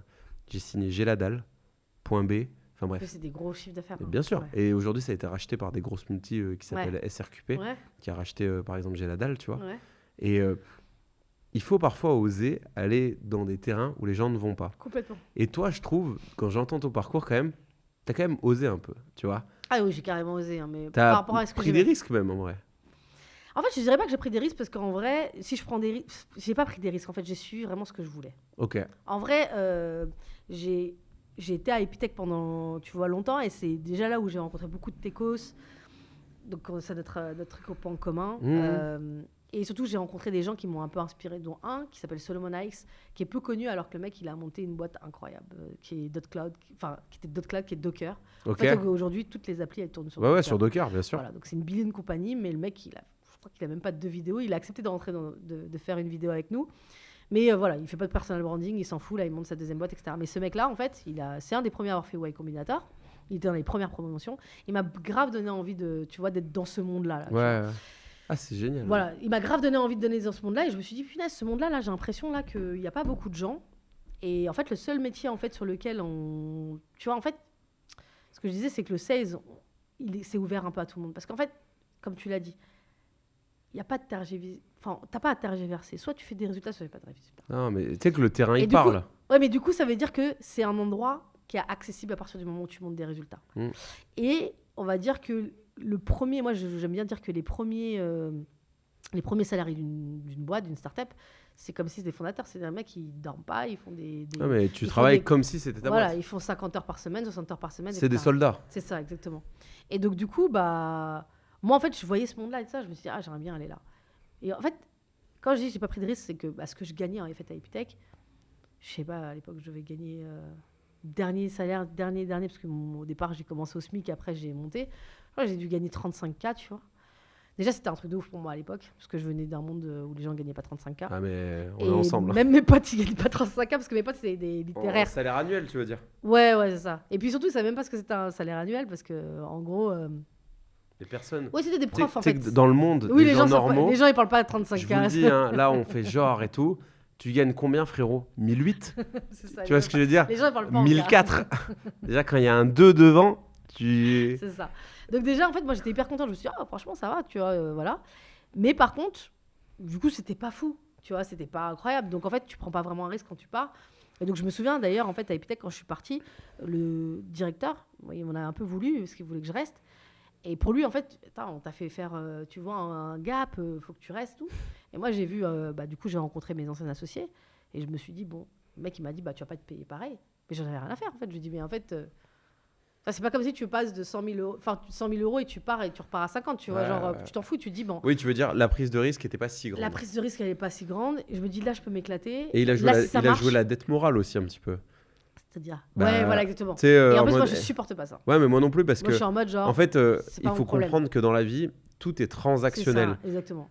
Enlève un peu oui, c'est relationnel, attention hein. Mais par contre tu m'as payé, j'ai fourni un travail. Mais en plus, surtout que je travaillais plus que les autres pour que ce soit. Mais même 35K, c'était quelle année ça? 2013-2014. Ok. Même moi, tu vois, je suis arrivé sur le marché des fois 2016, 2017 et tout.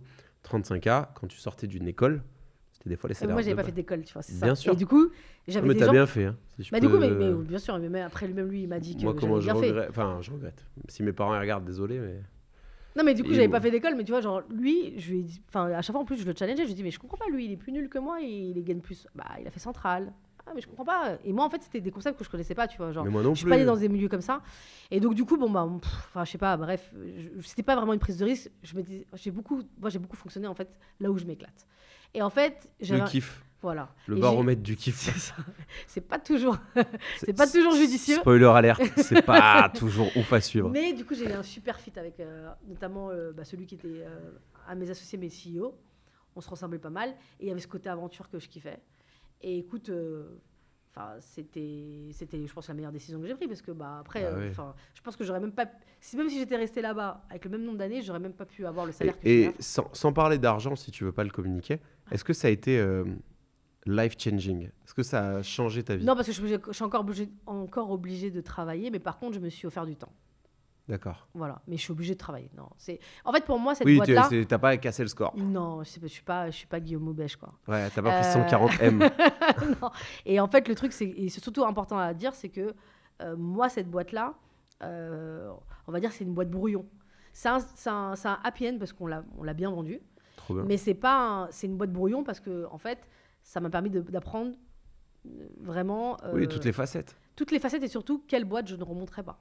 Ouais. Et je pense que pour nous quatre, ça a été comme ça. Nous quatre associés, on sait que on a été au bout du truc parce qu'à un moment donné, tu as tellement investi dans un truc que tu peux pas lâcher le truc. Mais voilà, moi, je suis rentrée en me disant j'allais créer le deuxième LinkedIn. Bon, j'ai pas créé le deuxième LinkedIn, déjà, voilà. Mais aussi, j'étais en mode, j'avais des étoiles dans les yeux, etc. en me disant... T'as vite déchanté. C'est pas ça, c'est qu'en fait, tu te dis, en fait, c'est plus dur que ça, trouver ton product market fit. Ensuite, quand tu trouves ton product market fit, est-ce que tu as vraiment un modèle économique qui est... viable, rentable? Alors, viable, rentable, on a été rentable très vite, mais scalable, de fou. Ouais. Et nous, en fait, on avait... Tu sais, parfois, tu as les fausses bonnes idées. Non, mais une idée qui te fait gagner 1 million pendant un an peut être l'idée qui va te tuer ton passage de 1 à 10 millions. Voilà, exactement. Et du coup, nous, en fait, on était très liés à de l'événementiel. Et l'événementiel, pour que tu scales, il faut beaucoup de moyens. Mais même ça a chuté. Nous, en fait, non, parce que nous, on a eu le bon truc, parce qu'on a fait du forum virtuel. Nous, on faisait des forums virtuels de recrutement depuis longtemps. Donc, au départ, quand on a commencé, les gens ils disaient forum virtuel. Non, nous, on veut se rencontrer. Puis il y a le Covid, t'as bien fait. Le Covid, on a cartonné. On a cartonné. Genre, c'est là où j'ai compris, en fait, quand t'as un truc qui est aligné et que t'as plus besoin de prospecter. On a eu à la fin, mais là, c'est le Mektoub presque. Non, mais c'est vrai. Parce que... Et après, on a eu 2 équipes. J'ai eu une équipe sales vraiment genre enterprise. J'ai une équipe qui a signé toutes les écoles, etc. D'ailleurs, c'est marrant parce que j'ai rencontré un type qui m'a demandé de le coacher à un moment donné. Il m'a dit, tu sais, il y a longtemps, j'ai mis mon CV. Non, c'est pas ça. Alors, non, parfois, ça m'a permis de rencontrer des gens qui ont postulé à l'époque et je m'en souviens plus, malheureusement. Mais eux, non, ces mecs-là, ils avaient voulu créer notre truc. Okay. Mais en fait, à chaque fois, ils disaient, à chaque fois qu'on voulait entrer, on disait Cicube, on a signé Cicube, on a signé avec Cicube, on a signé avec Cicube. Ils disaient, donc on a lâché l'affaire avec le truc. Ouais. Donc non, en fait, elle a éteint la concurrence. Franchement, pour qu'on a éteint la concurrence, on a eu beaucoup de chance. Et en fait, je sais plus qui disait ça. Je sais plus, il y a quelqu'un qui disait ça, mais dans les mecs un peu connus, dans un podcast que j'ai écouté dernièrement. C'est peut-être, enfin, bref, je sais plus qui disait ça, mais que l'entrepreneuriat, c'est aussi de la chance. Et bien sûr. C'est aussi beaucoup de chance. Ah, je crois que c'est... Xavier Niel. Non, je sais plus si c'est La Roche-Brochard, etc. Bref, ou je sais plus. Ah, en tout cas, c'était beaucoup de la chance. Et c'est vrai. En fait, moi, j'ai pu le voir. En fait, même nous, le fait que on ait ce moment-là, on a réussi. Tout ce qu'on a. Mais l'alignement des planètes, c'est de la chance. C'est ça. Et en fait, on a grind à fond et que du coup, ça marche. Et donc, ça veut dire effectivement, les process que tu as mis en place, tout d'un coup, bah, tu as la chance qui arrive. Donc, ça roule. Il faut le travail. Mais tu vois, il y a des boîtes qui auraient pu. Enfin, il y a des boîtes, malheureusement, elles avaient un super truc. Il y a le Covid qui arrive. Elles n'ont pas le bon modèle et ça marche pas. C'est pas parce que c'était pas des bons entrepreneurs, tu vois. Donc, il y avait ce truc-là. Après, je pense que j'ai Laurent Sébarek avec qui je parle beaucoup. Lui, il était aussi dans le monde du recrutement et il me disait, par contre, il y a un truc, Laetitia, on ne comprenait pas parfois comment il y a certains clients arrivaient à les signer. Et je fais parce que j'étais très très passionnée par. J'aimais énormément mon produit par contre. Donc le recrutement, c'est quand même une grosse partie de ta vie. Énormément. Mais tu sais que j'ai commencé dans le recrutement. Ah, t'as commencé où? Mais tu vas pas me croire, je pense. J'ai commencé dans un petit cabinet indépendant. Ouais. En fait, donc moi j'ai vendu dans le magasin de mon père. J'ai été coach sportif. Ok. Parce que j'ai joué au foot pendant longtemps. Et donc j'ai créé ma salle de sport, j'ai fait des trucs. Et un jour, il a fallu retourner à l'école. Et du coup, on m'a dit, faut trouver un stage, mon gars. Je dis, ah ouais, un stage, faut travailler dans une vraie boîte et tout. Je voulais pas être salarié. Et il y avait un cabinet de recrutement qui avait écrit qu'il recrutait des business développeurs. Okay. Je te jure que c'est vrai, hasard de dingue. Je pensais que j'allais voir un cabinet de recrutement pour me placer comme business développeur. Ouais. On me dit, j'arrive à l'entretien et tout, à 30 bornes de chez moi. Voiture et tout, pas d'essence, rien, tu te débrouilles. Je fais les 30 bornes, j'arrive là-bas, je fais l'entretien avec la fondatrice. Elle me pose des questions de commercial, je réponds, elle me dit, oh, vous avez l'air chaud et tout. Et je dis, c'est pour quelle boîte? À la fin, elle me dit, c'est pour moi. Elle me dit, ça vous intéresse pas? Je dis, mais on vend quoi? Elle me dit, on vend des hommes. Je dis, et là, je dis, madame, l'esclavagisme, c'est pas mon délire. Tu vois, et là, elle me dit, ah non, mais j'aide, on fait du recrutement éthique. Et je dis, non, mais je rigolais. Et du coup, j'atterris dans un cabinet indépendant, qui est tout petit cabinet, tu vois. Et je fais 1 an là-bas, et bras droit de la CEO, je découvre des trucs, je fais des machins, je m'amuse. Et en vrai, je dis, vas-y, je vais tester plus gros. Et j'ai intégré Hays. Ah bah oui, et c'était une machine de guerre en fait. Et en fait, vous êtes connu pour être des machines de guerre. Et moi, j'ai été formé sur le plateau chez Hays, et j'ai été, c'est ma petite fierté. C'est des fous furieux quoi. En gros, vous êtes des fous furieux. Je te dis la vérité. Moi, les gens, ils comprennent pas d'où je viens en sales. Non, mais moi, du coup, Hays, je vois très bien. Et il y a un autre cabinet de recrutement qui est Michael Page. Voilà, tu fais Michael Page. En gros, les gens croient que j'étais bon recruteur. Non, mais j'étais bon commercial. De toute façon, pour moi, c'est très lié. Mais c'est le même métier. Moi, ma femme, elle est ingénieure d'affaires. Ah bah ouais. Tu sais, dans le ESN et tout. Et en fait, je me rends compte que ce qui fait sa réussite, c'est tout l'inverse de moi presque. Elle est bonne commerciale, attention, mais c'est à quel point elle comprend son candidat et qui fait que derrière, elle n'a pas besoin de faire des skills de vente de ouf parce que juste elle a compris ce qui se passait, tu vois. Et moi, je suis un peu fan de ce truc-là parce que moi, je l'avais pas. Tu vois, moi, je voyais des compétences, je disais, attends, il a fait du C, il a fait du C++, il a Sharp. Ok, il va aller là. Tu vois ce que je veux dire? Après, j'avais 21 ans. Et chez Hays, je me souviens du plateau, on est 21 commerciaux. Moi, j'ai 21 ans, je suis comme ça. Et il y avait la cloche.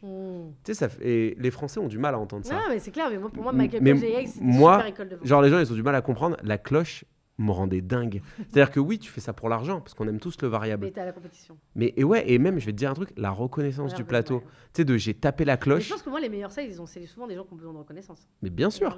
Mais bien sûr. Mais d'ailleurs, en vrai, sales, c'est un métier un peu de névrosé. Tu sais, moi, je pense, tu sais, où il y a un complexe derrière. Parce que oui, on est ultra confiant. Moi, je pense que oui. C'est vrai que moi, je me suis beaucoup soignée avec ce métier. Parce qu'en fait, en vrai... Soignée avec ce métier. Ouais. En fait, magnifique comme citation. Ouais, bah, je me suis beaucoup soignée avec ce métier. Parce qu'en fait, ça m'a permis de travailler sur des trucs d'estime de moi. Parce qu'en fait, quand t'as pas fait, justement, quand tu rentres dans le monde du travail, c'est assez violent. Tu vois, ce côté d'école. Surtout quand tu l'as pas connu, tu te dis, mais attends, mais c'est quoi ce délire? Moi, je connaissais pas ce monde. Donc, en fait, t'as l'impression déjà, en fait, de te faire un peu scammer. On t'a pas donné les règles du jeu. C'est comme si t'arrives dans un monde, on m'avait pas donné les règles du jeu au départ. Donc, moi, en fait, je rentre dans un monde où il n'y a pas les règles du jeu. Et donc, ce métier-là, en fait... Je comprends tellement ce que tu veux dire. Ouais, et moi, mes associés, en fait, c'est vraiment l'opposé, on va dire, sur le monde d'où on vient, plutôt bourgeois. Par exemple, le mec du produit. Ouais, le mec du produit, par exemple, il a fait HEC l'ENS, quoi. Ok. Donc, du coup, je pense que ça a fait... Ce fit-là a fait une équipe où Mais ça veut dire que c'était des gens qui étaient socialement aussi hyper ouverts. Ah oui, clairement. Parce que je te vois mal t'associer avec des gars... par exemple, le CEO, il a fait Sciences Po. C'était des tronches. Le CTO, par contre, lui, plutôt le monde... il vient plutôt du monde de Marseille. Ok. Il vient de Marseille, mais plutôt monde populo. Donc, famille d'ouvriers, etc. Ok. Voilà. Donc, en fait, mais je pense qu'en fait, ce mélange a fait qu'il y a des moments où on a eu vraiment des moments de difficulté, tu vois, parfois, et c'est aussi tu commences à recruter tes premiers bonhommes, c'est pas les bons, tu perds tout le monde, il faut recruter à nouveau. Parfois, en fait, il y a eu le Covid à un moment donné, nous. Donc, quand tu as une boîte, tu as le Covid, tu as tous tes clients qui disent renouvellement, c'est fini. Tu fais, mais qu'est-ce qui se passe? On vient de recruter plein de gens. Tu te poses la question, est-ce que tu vas virer des gens? C'est les salaires, etc. Payer les gens pendant le Covid. Ouais, et les gens ne savent pas, parce que moi, j'étais, je crois, chez Hayes quand il y a eu le Covid. Je sais plus, il faudrait que je vérifie. Et je me souviens d'une chose, c'est que le vendredi, tu savais pas si le lundi t'allais au bureau. Ouais, c'est ça. Et c'est les sales qui sautent en premier. Hein. Ouais, en fait, il y a plus de vente. Pourquoi il y a plus de vente? Il y a plus de clients. Ok, je fais quoi? Tu rentres chez toi, mec. Tu vois? Et en fait, moi, je m'en souviens. Si on vient avec des masques, je dis frérot, tu vas rien vendre avec des masques. Tu vois ce que je veux dire? Et du coup, c'était. Du coup, ces moments-là, je pense qu'en fait, nos personnalités différentes faisait que... Ça a donné un truc bien. En fait, ça a donné un truc bien. Il y a des moments où moi, en fait, mes associés, ils m'ont ultra aidé à me structurer. Ok. À structurer les méthodos, les process, trucs. etc. Parce qu'un mec qui a fait une prépa, en fait, tu peux dire ce que tu veux. Et du coup, même moi, dans mes recrutements, il y a des moments, sur certains sujets, notamment sur la partie CAM plutôt, ça m'arrivait de prendre plutôt des consultants qui avaient fait eux-mêmes des prépas parce que j'avais besoin de gens hyper stratégiques sur des comptes bien spécifiques. Ouais, puis des gens rigoureux. C'est ça, exactement. Mais par contre, quand tu veux ouvrir un nouveau marché, quand tu veux aller sur un nouveau segment, etc., des profils un peu plus caméléons qui vont aller gratter. Qui sentent plus la rue. Et qui sont très séducteurs aussi, d'une certaine manière, qui sont capables de parler à n'importe qui, d'aller chercher quelqu'un que personne n'a... Enfin, souvent, tu as des personnes qui veulent parler à personne, mais ce mec-là, il arrive à y réussir. C'est d'autres types de profils, tu vois. Pour le coup, mon associé qui a fait ENS et HEC, pas bon là-dedans, tu vois. Ouais. Mais du coup, voilà. Donc, je pense qu'en fait, à chaque fois qu'il y a eu des problèmes, soit c'était eux qui étaient les hommes de la situation, par exemple, pour la vente, tu as besoin d'avoir un mec qui soit hyper structuré, qui arrive à faire bien parler les chiffres, voilà, qui est hyper rigoureux, qui arrive à mettre en place les bons process pour pouvoir faire la passation, etc. Tu vois, là où quand il fallait repimper la Marie pour vendre la boîte, il fallait plus un profil comme moi pour dire ok, les gars, on va changer de stratégie, on fait plus de levée, on veut plus essayer de faire une levée de fonds, on veut vendre la boîte, donc il faut que la boîte elle ressemble à ça. Et là, faut que ça ait l'air d'être une machine à cash, guys. Donc du coup, c'est ça. Là, donc du coup, faut que tu mettes tout le monde au pas, tu vois. Et donc ça, c'est plus des profils un peu genre un peu comme moi, quoi. Ouais, gendarme. Ouais, parce qu'en fait, on se dit ça. Enfin. Ouais, je ne sais pas si je le dirais dans un micro, mais en vrai, le sales et qu'une boîte qui fonctionne, c'est quand même un format très militaire. Hein. Mais bien sûr. C'est pas, mais tu sais que ça d'ailleurs, c'est pas des trucs du bisounours. Et c'est très peu accepté. Moi, j'ai travaillé en cabinet de conseil pendant moins d'1 an. On vendait de l'IT, de l'IA, de la cyber. Et je me souviens, c'était la crise. Les grands comptes avaient plus de sous. Moi, je travaillais pour le groupe Crédit Agricole, des trucs. Les acheteurs, ils faisaient pas un appel d'offres. Il n'y avait pas de bise. Et je me souviens que le DIRCO, c'est un ancien militaire, donc c'est pour ça que je te fais l'anecdote. Il nous mettait le lundi matin, le mec il gagne pas à 250K, tu vois. Il met tous ses sales dans la pièce. T'as combien de rendez-vous cette semaine? T'as combien? Les 40. On était 40, hein, c'est un gros plateau. Et tout le monde 0, 0, 1, 0, 0. Il vient, chaque personne, il connaissait tous nos prénoms, et il te touche l'épaule comme ça. Il dit, là tu vas aller me prendre un rendez-vous. Là tu vas aller me prendre un rendez-vous. Et il disait... Vous revenez à 13h, vous revenez à 16h. En fait, c'est vraiment ça. Hein. Mais c'est pour ça parfois je vois des... Il n'y a pas de secret sauce. Non, pas de ça. Et en fait, c'est vraiment ça. Et en fait, ce qui va faire que ça ressemble plein à un truc trop toxique, parce qu'il y a peut-être c'est les à côté. Hein. C'est les à côté, c'est le fait de dire, en fait, tu as fait un super deal, vas-y, viens, on va manger ensemble. Good job. On va déjeuner ensemble, tu vas partager un truc, tu vas, effectivement, il y a toute la partie challenge, etc. Mais c'est aussi la relation de confiance en disant... Bon, sur ce deal-là, je te sens un peu fébrile. T'es un peu light, ouais. Vas-y, je viens avec toi et je vais t'aider à closer ce deal. Donc, quand tu aides un sales à closer un deal sur lequel il a mis toute son énergie et qui va avoir son variable, le mec, il se dit, OK, en fait, je peux compter sur cette personne-là. Et donc, même dans les moments difficiles, En fait, ils se mobilisent. Et aussi prendre les patins du sales. C'est-à-dire que moi, souvent, j'ai dû aussi apprendre à faire tampon entre la direction et mes sales. Ça, tu vois, parce que quand tu es dans des petites structures, contrairement à des très grosses, il y a des vases clos. Et en fait, les gens sous-estiment le côté tampon d'un manager. Aujourd'hui, un manager, c'est pas qu'un gars qui fait du reporting. Pour moi, un manager, c'est quelqu'un qui est capable d'encaisser d'en haut et de décompresser en bas. Et ça, c'est une qualité qui n'est pas sales. C'est juste être humain et comment dans ta tête, je décharge un peu ce que je fais.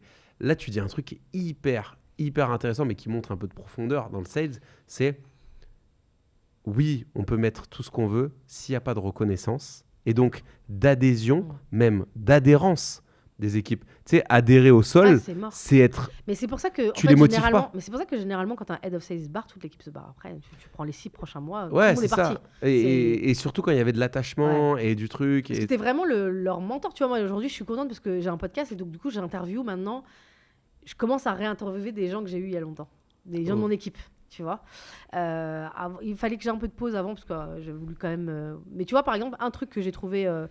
intéressant, c'est qu'à la fin de ma boîte, au moment de la passation, j'ai fait une passation pendant 1 an avec Hello Work, j'étais KO à la fin. J'avais plus. Tu bossais beaucoup ? Je bossais énormément.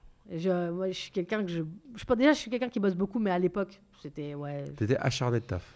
Ouais, mais pas parce que vraiment j'aimais ça. J'étais vraiment. Après, je sais pas faire les trucs moi. Doucement. Obsessionnel. Je suis un peu obsessionnel. Tu vois, par exemple, le contenu, je kiffe ça. C'est pas un truc. Tu vois, j'ai même pas mis beaucoup d'efforts pour être sponsorisé. Je suis pas sponsorisée. T'as pas toi, tous ces trucs là de temps en temps, là par exemple, tu vois, là j'ai un sponsor qui va arriver, mais sur une vidéo en particulier, ou quand il y a une marque, j'ai Conisum parce que c'était la marque que je kiffais de fou, et c'était aux États-Unis. Ma femme, elle bosse avec eux. Ah d'accord. Elle l'utilise, je crois. Ah d'accord, ok. Cognizum, c'est le truc, de données, etc. Ouais. Eux, je kiffais trop leur marque, donc en fait, quand ils m'ont proposé, je fais ah ouais, et surtout que la personne qui m'avait inspiré pour faire du contenu, c'était un Américain. Et qui avait comme partenariat, comme partenaire pour leur contenu Conisum. Donc quand j'ai eu Conisum, j'étais trop contente. J'ai fait un palier. Mais en fait, tu vois, si je gagne pas de thunes, en fait, je continuerai à faire du contenu, tu vois. Ça me fait kiffer vraiment. Mais moi, c'est pareil, je gagne pas d'argent là. Bah du coup, voilà. Mais j'aime t'aimes le faire. Ouais. Bah du coup, c'est pareil pour la vente, tu vois. Genre ma boîte, c'était ma boîte, donc c'est plus simple. Mais à la fin, j'étais vraiment KO. J'étais vraiment cramée et mon équipe l'a senti. Et à un moment donné, t'es obligé de pas mentir à ton équipe. Je fais écouter. Là, toute l'énergie que je mettais sur les one-to-one, les temps, là vraiment, c'était le dernier quarter avant que je parte. J'ai plus de jus. On était quand même assez loin de l'objectif. Et généralement, c'est quand tu sais que tu vas pas. Et en fait, là. Tu vois ce que je veux dire ? T'as dit quoi ? Quand tu sais que tu l'auras pas. Bah, en fait, on l'a eu. Bravo. Mais on l'a eu. Et c'est toutes les années d'avant qui ont fait. Enfin, tous les mois d'avant, on l'a eu. Parce qu'en fait, je sais plus, on devait faire combien, mais en fait, à un moment donné, donc je suis sincère avec mes équipes, je dis écoutez les gars, je suis cramée. Donc soit vous mettez tout ce que je vous ai dit là, vous le faites en pilote automatique, mais allez vous chercher. Alors est-ce que tu as fait ça ? Est-ce que tu as fait ça ? Là, j'ai plus l'énergie. Et ils se battaient quand même. Bon, je faisais toujours mes one-to-one. Et à un moment donné, il y en a un, il me demande, il fait écoute Laetitia, là on est loin, mais il faut combien pour que tu puisses avoir ton variable ? Parce qu'évidemment, les règles, c'est ton équipe sales. Ils ont un variable. Ton variable est indexé sur les résultats de ton équipe. Donc, si par exemple, tu peux avoir tes sales qui ont un variable, mais toi, si tu n'as pas réussi la target au global, tu as 0, tu as walou. Et donc, du coup, les gens, ça, ils savent pas. Tu vois, les mecs du marketing, quand tu t'embrouilles avec eux, tu sais, ils sont en mode genre, mais il faut qu'on travaille ensemble. Ouais, mais on n'a pas les mêmes réalités. Non, mais même, et surtout quand tu as un top performer dans ton équipe, là, tu lèves un truc hyper intéressant. Tu as un top performer dans l'équipe, mais tu en as 4 autres, c'est des brels. Ouais. Bah, ce gars-là, je peux te dire que tu vas le chérir parce que tu vas lui demander de faire le taf des 4 autres. Ouais, il faut que tu le gardes. Exactement. Ouais, et tu le gardes, mais en même temps que les autres, faut les manager pour dire lui, il est bon, mais vous pouvez y aller. Allez-y. Bah après, moi, ils s'entendaient tous bien. Ils avaient bien bossé ensemble. Et après, le mec, il me demande ça. Et je lui dis écoutez, les gars, je crois qu'on va être un peu en dessous. Mais en tout cas, allez vous défoncer. Enfin, non, allez, ça. T'auras ton variable. C'est beau, ça. Et ils en ont fait un truc. Et écoute, on a fait la target, j'ai eu mon variable. J'aurais dit, écoutez, merci les gars, merci pour le cadeau. On m'avait régalé. Voilà. Mais en vrai, tu vois, je sais que ce qui était dit, c'est tout le travail d'avant. Et ce travail, comme tu dis, la reconnaissance, le fait de...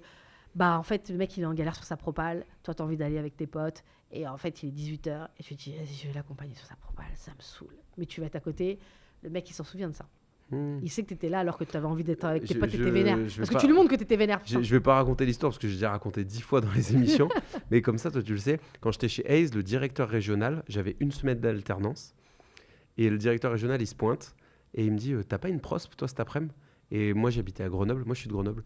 Et du coup, Isère, Savoie, Haute-Savoie. Et j'avais un truc en commercial terrain à Annecy.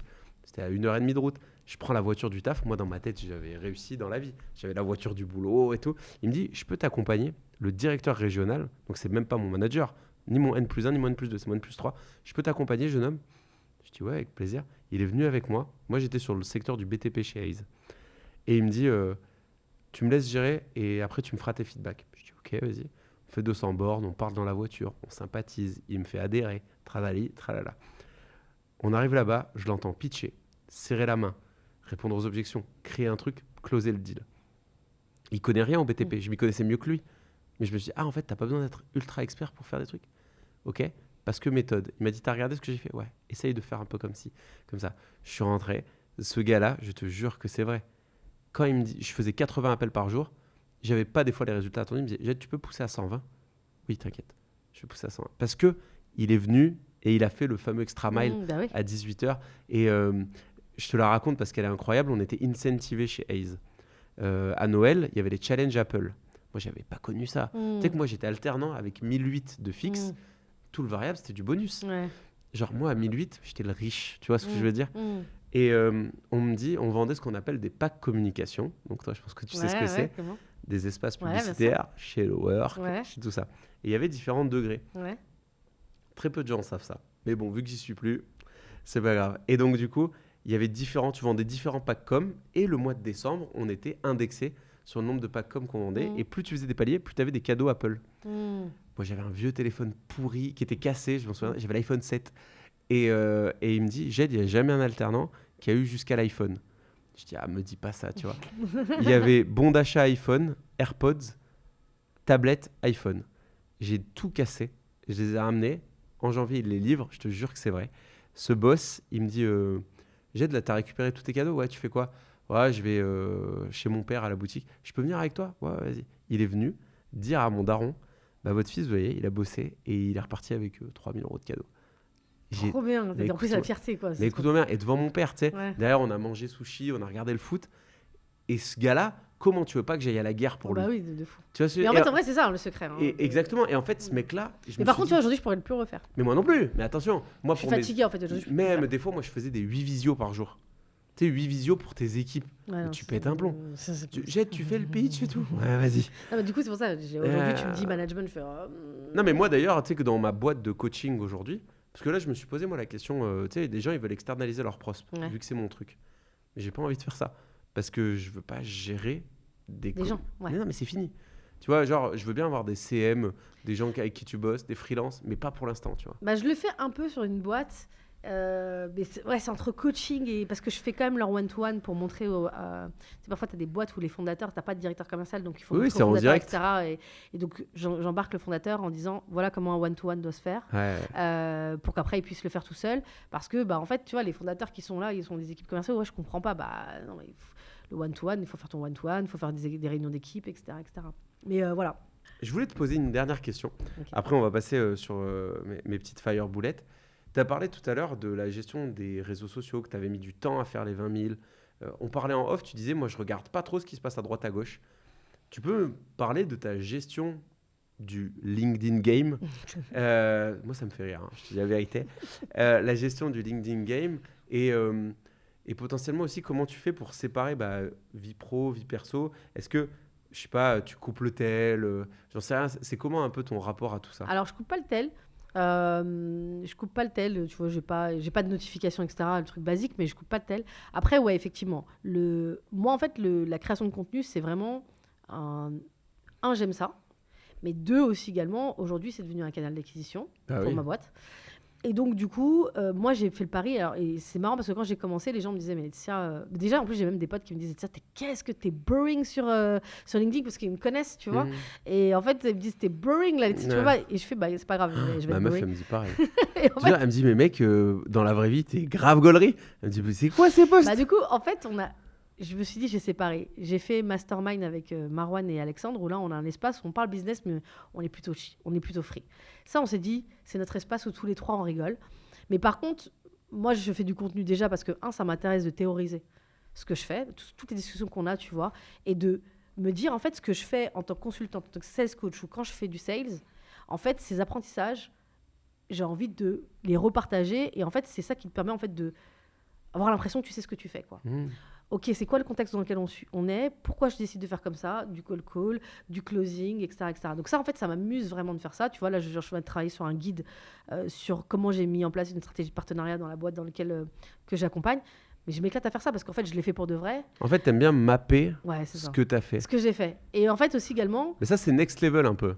Parce que, tu sais, il y a ceux qui aiment juste faire, il y a ceux qui aiment expliquer, et il y a ceux qui aiment schématiser. Mais là, je prépare une vidéo, en fait, où, par exemple, elle va être longue, hein, mais peut-être qu'elle va durer 3 heures ou 4 heures, où je vais parler, justement, tu me parlais de ma boîte d'avant, de exactement tout ce qu'on a mis en place sur le sales, de Day One, où je suis toute seule, jusqu'à la revente de la boîte. Ouais, à 60 collaborateurs. Les choses qu'on a réussies, les conneries que j'ai faites, et ce que j'ai appris, et c'est pour ça qu'aujourd'hui, je fais différemment. Et j'ai même envie d'aller un peu plus loin dans cette vidéo, de dire... Qu'est-ce qui ne marcherait plus du tout aujourd'hui pour une boîte si je la remontais? Parce que le contexte a changé, etc. Et avec l'IA, avec le fait qu'il y ait plus de boîtes. Tu vois, c'était pas la même chose de monter une boîte entre 2015 et 2021 qu'aujourd'hui. C'est un autre game, tu vois. Bah, avant, la levée, elle passait comme ça. Là, déjà maintenant, c'est plus compliqué. Et puis même, en fait, tu avais beaucoup moins de concurrence en réalité. Donc, voilà. Donc ça, tu vois, c'est une vidéo qui m'éclate de faire parce qu'en fait, c'est comme si je retourne dans le passé, je regarde ça t'avais merdé, ça t'avais réussi, etc. Et ça crée en fait mon playbook au fur et à mesure. Donc ça m'éclate. Et surtout aussi ça m'éclate de dire en fait, il y a beaucoup ça aux États-Unis, on n'a pas ça en France. Moi il y a des contenus parfois j'ai envie de challenger et je le fais parfois avec Laurent Sébarek qui me challenge par exemple sur mes contenus en me disant ouais je suis pas d'accord avec ce que tu dis là et moi je trouve ça sain. En fait on a tous des expériences différentes sur la partie 16. Là, en ce moment, sur LinkedIn, je vais rester poli parce que je suis un garçon bien élevé, mais c'est vraiment à qui dit le plus à l'autre, je suis d'accord avec toi. Oui, mais du coup, moi, en fait, ça m'intéresse pas, ça. Tu vois. C'est pour ça que moi, aujourd'hui, par exemple, un des formats qui marche le plus aujourd'hui sur LinkedIn, c'est j'ouvre ma caméra, je parle pendant 12-13 minutes, et par exemple, là, aujourd'hui, j'en ai sorti une où j'explique c'est quoi les nouveaux enjeux de closing que j'ai identifiés, mais par rapport à moi. En fait, aujourd'hui, je trouve que ça a été mon année la plus challenging dans le sales parce que voilà ce qui a changé, voilà à quoi on doit faire face. Aujourd'hui, en fait, les boîtes, elles choisissent leurs outils avant même de parler avec un commercial. Donc, tu n'es plus le guys, tu n'es plus le seul guys aujourd'hui si tu n'as pas une boîte qui fait du branding, etc. Et moi, probablement, il y a des gens qui se disent « Qu'est-ce qu'elle raconte ?» Et j'aimerais bien en fait, qu'il y ait des gens qui reprennent ma vidéo et qui disent « Ouais, Laetitia, elle a dit ça, ouais, c'est intéressant, mais moi, je suis pas d'accord parce que mon expérience, etc. » Et j'aimerais trop qu'on ait qu'on ait des battles comme ça. Tu sais quoi, je regarderais. Parce qu'on progresserait, tu vois. En vrai, on progresserait, mais tu as ce côté où tu as peur de vexer, etc. Donc, je le fais pas. Ouais, mais le français, attention à ce que je dis, mais la culture française, elle est très, très hermétique à la critique, je trouve. Oui, mais moi, en fait, on part du principe qu'on est tous bons. Tu vois, quand tu pars du principe que tu es tous bons, tu prends un truc... Ah, mais là, tu pars d'un principe, écoute-moi bien. Il y en a qui disent qu'ils sont bons, mais ils savent. Ah, peut-être, ça c'est tu vois ce que je veux dire. Mais ce que je veux dire, c'est que moi, je pars du principe que celui qui fait ça, qui prend mon contenu et qui va me critiquer... il est legit. Voilà, t'as une expérience. Je vais même pas regarder ton expérience. Je me dis, en fait, déjà, le fait que tu l'aies fait. Après, je peux La démarche, je veux dire, est-ce que je suis d'accord ou je suis pas d'accord, etc. Donc, moi, en tout cas, quand Laurent Sébarek, une fois, j'avais fait un contenu sur les champions, il m'a dit, ah non, je suis pas d'accord avec toi, c'est n'importe quoi, etc. Et on s'est embrouillé en mode vocal sur WhatsApp et j'ai kiffé. Et c'est le mec qui me challenge le plus. Et quand, par exemple, je vois qu'il me. Je connais pas du tout. Ah ouais, il est super bon. Et quand, par exemple, je vois qu'il me met un espèce de. Tu vois, genre, les réactions, genre, intéressantes, etc., sur un de mes posts, je sais que. Là, il a kiffé ce que j'ai dit. Parce qu'en fait, c'est un mec qui... Ça a de la valeur. Ça a de la valeur, en fait. Je dis, là, en fait, je suis... Et du coup, ça me sauce, tu vois. Je vois ce que tu veux dire. Je me dis, un mec bon que je kiffe bien, il a kiffé mon contenu, donc là, c'est cool. Bref, en tout cas, c'est un peu mon mindset là-dessus. Donc, voilà. Et sur le fait, oui, par contre, je regarde pas trop ce que fait mes concurrents parce qu'en fait, ça me met une pression. En fait, faire du contenu sur la durée... Surtout qu'il y a des moments où tu fais des fails, ton contenu, il va avoir, je sais pas, tu vas faire un post, il va avoir 50 likes ou il va avoir 30 likes. En fait, et puis tu vas voir ton concurrent et je sais pas, il a 200 likes. J'ai pas besoin de voir ça parce qu'en fait, ça va me bloquer. Et ça va me pousser aussi à faire un peu la même chose que de lui, de me dire, en fait, pourquoi il réussit? Parce qu'en fait, il faut arrêter. Ces réseaux-là, ils ont été faits pour qu'en fait, on soit on soit excité par le fait d'avoir des likes, tu vois. Donc en fait, le truc. Mais la dopamine, elle est là-dedans. Ouais, de dire en fait que tu t'en fous, tu t'en fous pas. Mais c'est pas vrai. C'est pas vrai. Quand mais tu même. passes un truc, tu veux que ça marche. Mais regarde, on a l'honnêteté intellectuelle de se dire le reach il a baissé. Ouais, c'est ça. Ah, et toi tu fais quoi? T'en es où? Exactement. Et donc du coup. Il faut l'assumer ça. Il faut l'assumer, tu vois. En fait, moi je fais pas. Mais en plus, je me prends pas la tête à faire un guide partenariat pour qu'il y ait 3 personnes qui l'aient lu. J'ai envie qu'il y ait quand même des gens qui l'aient lu ou qui challenge, qui me disent un truc, tu vois. Et puis on veut par essence avoir de l'impact. C'est ça, exactement. Exactement. Et donc du coup, parfois ça peut te mettre une pression. Et moi, j'ai beaucoup de potes que je trouve hyper doués, qui feraient du contenu de fou, qui apporteraient vraiment de la valeur, etc. Et je sais qu'ils le font pas à cause de ça. Et je leur ai dit, mais en fait, je te dis, t'as peur parce que tu te pollues. Oui, parce qu'en fait, tu regardes les autres. Moi, quand je regarde les autres, j'ai pas de comparatif. Et alors, les seuls que je regarde, j'ai dans beaucoup de notifications de gens aux États-Unis. Mais comme en fait, ils sont aux États-Unis, que je sais qu'ils ont arrêté. C'est pas mon game, tu vois.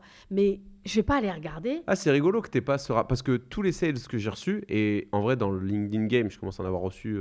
Pas mal. Ouais, mais même des costauds, tu vois. Enzo, Shannon, Simon Abbé ce matin. Vanessa. Ouais. Donc tu vois, c'est des mecs quand même Augustin. Ouais, ceux qui j'aime beaucoup. Ouais, et bah tu vois, moi Auguste, c'est mon gars en plus. Tout le monde regarde ce qui se passe à droite à gauche. Ah, moi, je regarde pas. Et c'est vrai, du tout. Je regarde pas. En fait, moi je regarde les trucs des US souvent. Mais tu te rends compte que toi t'es haute dans le game ou pas? Non, pas trop, pas tant que ça en fait. Parce que moi je te le dis. Parce que moi je suis tout petit, hein. Ceux qui regardent et qui disent de quoi ils parlent. Pour moi, Enzo est haut dans le game. On regarde tous Enzo comme ça, on est en mode genre Enzo, il est loin, il nous a tués. Shannon, après, apparemment. Alors, moi, Shannon, ce que j'ai kiffé, c'est qu'on m'a parlé d'elle. Donc, quand on m'a parlé d'elle, je suis partie regarder, évidemment. Et je trouvais ça super cool parce que c'est une meuf. Et deuxièmement, ses contenus, j'en ai vu 2-3 et c'était stylé. C'était pas. Voilà, tu vois. Shannon, c'est quali. C'est hyper quali. Et j'aime bien ce côté. Elle est solaire. Et puis, je sens qu'en fait, elle est solaire, elle est nature, elle est cool. Donc, du coup, mais je vais même te dire la vérité. Elle m'a donné l'heure quand moi, j'étais Walou. Ça m'étonne pas, elle a l'air d'avoir une belle énergie. Et Enzo, pareil. Bah écoute, Enzo, Enzo, c'est un gars bien. Ouais, non mais Enzo, c'est une crème. Moi, on est dans le sud, on s'entend super bien. Mais Shannon, tu sais qu'on a tourné un podcast, ça a duré 1h30. L'heure et demie d'après, on a continué à parler. Et genre, je l'ai rappelé, je sais pas, 3 mois après, en lui disant, j'ai appliqué ce que tu m'as dit, ça, j'hésite encore. Elle a repris 1h30 au tel. Et tu sais, on a dû faire ça 2-3 fois. Et je sais que, tu vois, elle peut diviser aussi. Parce qu'il y a plein de gens qui parlent d'elle. Mais tu sais, à mon avis, c'est aussi la rançon du succès. Les gens ils aiment bien, tu vois. Mais moi, en tout cas, quelqu'un qui assume, qui taille sa route, qui fait du travail quali, et puis moi je peux te le dire, c'est une bonne vendeuse. Bah, elle était déjà un beau pédigré, il me semble. HubSpot. Et après voilà. Mais par contre, une chose est sûre, c'est que je vais pas aller me trigger à aller regarder la numéro 1. Bah, t'es numéro 1, franchement. Force à toi. Bravo. Mais je vais pas quand même me trigger. Mais même, parce que moi, il faut que je continue à aller faire mon contenu, et j'ai pas envie de me trigger. Et pour moi, c'est du bruit. C'est-à-dire que c'est même de la nuisance. Voilà. Par contre, si demain, tu vois, là, par exemple, je vais faire avec une nana que je trouve vraiment intéressante. Elle s'appelle Jessica. Elle est comédienne. Grosse dédicace, Jess. Voilà. Jessica. On va peut-être faire un featuring. On t'adore. Voilà, on va faire un featuring. Genre, je l'annonce, quand est-ce qu'on va le faire. Je lui dis, écoute, dès que je trouve le call parfait, on va analyser un call. Et en fait, on va analyser un call toutes les deux. Et elle va analyser la posture en tant que sur la partie comédienne. Ok. Tu vois. Et en fait. Tu sais que je vais jouer trop bien. Avec elle, on doit juste caler des dates. Ah, trop stylé. Et en fait, j'adore cette personne. Mais elle est vraiment on stylée. Est coach tous les deux dans le starter pack de Skelesia. Ah, d'accord. Okay. Et en fait, on s'est rencontrés pour de vrai à la soirée Atmada de Simon Abbé. Ah, d'accord. On était invités et genre, on se voyait que dans des teams de visio et tout. Et en fait, j'aime beaucoup son approche. Elle est vraiment stylée. Ses vidéos, j'ai tout de suite fan. Donc, en fait, j'ai vu. C'est ça, exactement. Ça cogite. Bah, en fait, je me dis, si je dois, par exemple, faire quelque chose avec quelqu'un, c'est viens, tu vas pas regarder mes contenus, je vais pas regarder tes contenus, ou j'en sais rien, parce que viens, on fait un contenu ensemble, tu vois. Et on fait un contenu qui apporte de la valeur ensemble, et on peut ne pas être d'accord, tu vois. Et dit, on va faire on va faire la seconde. Il m'a dit, bon, écoute, j'ai mis en place certains trucs. Viens, maintenant, tu vas me rechallenger sur le deuxième truc. Bah, en fait, ça m'éclate, ça, de faire ça, tu vois. De voilà, mais tu vois, si par exemple, on a une idée ensemble et on fait un contenu ensemble. Alors, voilà. je te le dis, moi, avec grand plaisir. Premier degré, en plus. Premier degré. Moi, j'aime beaucoup, genre, j'aime trop le partage, mais quel qu'il soit, tu vois. Et en fait, notre métier, ceux qui meurent dans notre métier, c'est ceux qui comprennent pas qu'on apprend de tout le monde. Complètement. Et qui se disent, moi j'ai le dernier hack à la mode, la dernière méthode. Et je cite personne, mais tu vois, il y en a, ils vivent que par une façon de faire que par une méthode. Non, moi j'adore être challengé, j'adore être challengé. Et en plus, mais par contre, je dis à tous les gens qui s'ils veulent faire du contenu, les gars, il y a des moments où tu es stressé, il faut que tu tiennes sur la durée pour que ça marche. Bien sûr. Et donc du tu coup, publies tous les jours? Non. En fait, moi, très rapidement, je me suis dit, on m'a dit qu'il fallait publier tous les jours. J'ai dit, moi, je ne publie pas tous les jours. Moi, déjà, en fait. C'est ce qui me semblait. Hein. Tu publies en fait, souvent, mais pas tous les jours. En fait, j'ai décidé que je voulais être solopreneur après avoir vendu une boîte, etc. C'est pas pour être esclave. Déjà, en fait, aujourd'hui, mon patron, c'est LinkedIn. On va pas se mentir. Ça veut dire que c'est le seul truc, si tu lâches, c'est compliqué parce que tu as une acquisition qui se fait là-dessus. Mais par contre, je veux pas être esclave complètement de ce truc-là. Ouais. Donc voilà. Et puis en plus, surtout, le vrai truc, c'est que j'ai pas des trucs intéressant à raconter tous les jours. Déjà, ça, c'est un premier truc. Et ça, c'est... tu vois, avant ça, on parlait d'Astier, on parlait de gens comme ça. Je pense que j'aime pas... Je regarde pas leur production, ce qu'ils font, mais j'aime, en fait, en tout cas, leur mindset de création, de dire, en fait, je sors un truc sur lequel je peux être fière, tu vois. Genre, j'ai pas envie de sortir un truc, genre, parce qu'il faut que je fasse ça. Voilà, donc, j'ai honte, etc. Ou un truc que je veux consommer. Donc, ça peut pas être tous les jours. Je peux pas raconter quelque chose d'intéressant tous les jours. Tu sais que c'est pour ça que je fais pas de calendrier éditorial. Ah bah, voilà. Non mais genre, moi je publie au jour. Ah non, c'est par contre, moi je suis hyper organisée. Non mais, bravo, je rêverais d'être comme ça. Je pourrais le faire. Mais en vrai, j'ai une adrénaline à me dire, qu'est-ce qui t'intéresse aujourd'hui ? Mais tu sais, j'ai des notes d'idées. Et hier, j'avais rien à dire. Et tu sais quoi ? J'ai rien dit. Voilà. C'est rare parce que j'essaie d'avoir des contenus d'avance, de réfléchir. Et maintenant, je filme mes coachings, moi. Ah c'est stylé. Et du coup, c'est du contenu facile. En fait, autrement, un autre truc que je fais, c'est que comme tous mes coachings sont filmés, parfois, je vais avec l'IA dire, elle va chercher dis-moi les idées que j'ai dit. Et ça me permet, tu vois, de faire un post. Parce que surtout en live avec le flow, t'es super bon. Et après, quand tu réfléchis à ce que tu as raconté, en fait, t'es bloqué. Alors que t'as développé une idée hyper intéressante. Moi, tu sais que je filme tous mes coachings. Hein. Oui, mais de toute façon, aujourd'hui, avec l'IA, c'est cool, on peut tout filmer. Ouais. Et du coup, ça peut aussi également t'aider sur le contenu. Mais ce que je voulais dire, c'est que, je publie pas tous les jours. Et ce que je dis, c'est, en fait, si tu commences à regarder ce que fait l'autre, t'es dans la comparaison. Et parfois, ça peut vraiment t'handicaper. En tout cas, moi, je sais que ça a un impact sur moi. Donc, voilà, c'est pas que j'aime pas ce que tu fais. Et ça tue ton authenticité aussi. Ouais, alors, je sais pas sur mon authenticité, mais en tout cas, ça va me bloquer. Et je sais que moi, j'ai des potes, en fait, qui publient pas à cause de ça, parce qu'ils se disent... Ok. Moi, j'ai pas les sous de... Il va rigoler. Si regarde ce truc-là, j'ai pas les sous d'Enzo là, pour faire des productions de fou dingue comme ça. Donc, en fait, si je regarde tous les jours ces vidéos, il y a des fois, je les ai regardées parce qu'on me les a filées. Mais si je la regarde tous les jours, je vais dire c'est nul, moi, ce que je fais. Moi, j'ai ma pauvre caméra de mon ordinateur, mon micro. Voilà, je suis pas en studio. Donc, en fait, si à chaque fois je regarde ce que les autres vont faire, je vais commencer à déprécier, je vais commencer à en faire moins et je vais arrêter. Donc, moi, je me suis dit, en fait, j'ai pas envie d'être dans cette situation-là. Et en fait, j'ai une règle. Si quand je regarde un contenu, ça me met dans un... Je sais pas, tu sens un petit truc... Un bad mood. Un bad mood. Je ne follow. Ouais. Ah, c'est intéressant. Ouais. Ah, en plus, j'ai pas envie de porter l'œil aux gens, quoi. Les gens, ils fassent leur truc bien, tu vois, genre, voilà. C'est bienveillant. Mais voilà, en fait, tu vois, il y a des moments où en fait, tu regardes, tu fais, oh là là, j'aurais bien voulu faire ce type de contenu, etc. J'aurais adoré avoir cette idée-là. Exactement. Trop bien. Et let's go, petite fire boulette, petite question. Je suis pas bonne sur ces genres de trucs, en fait. Ah ouais ? Vas-y, go. T'inquiète. Le mot que tes amis, ta famille utiliseraient pour te décrire ? Ah, intense. Trop bien.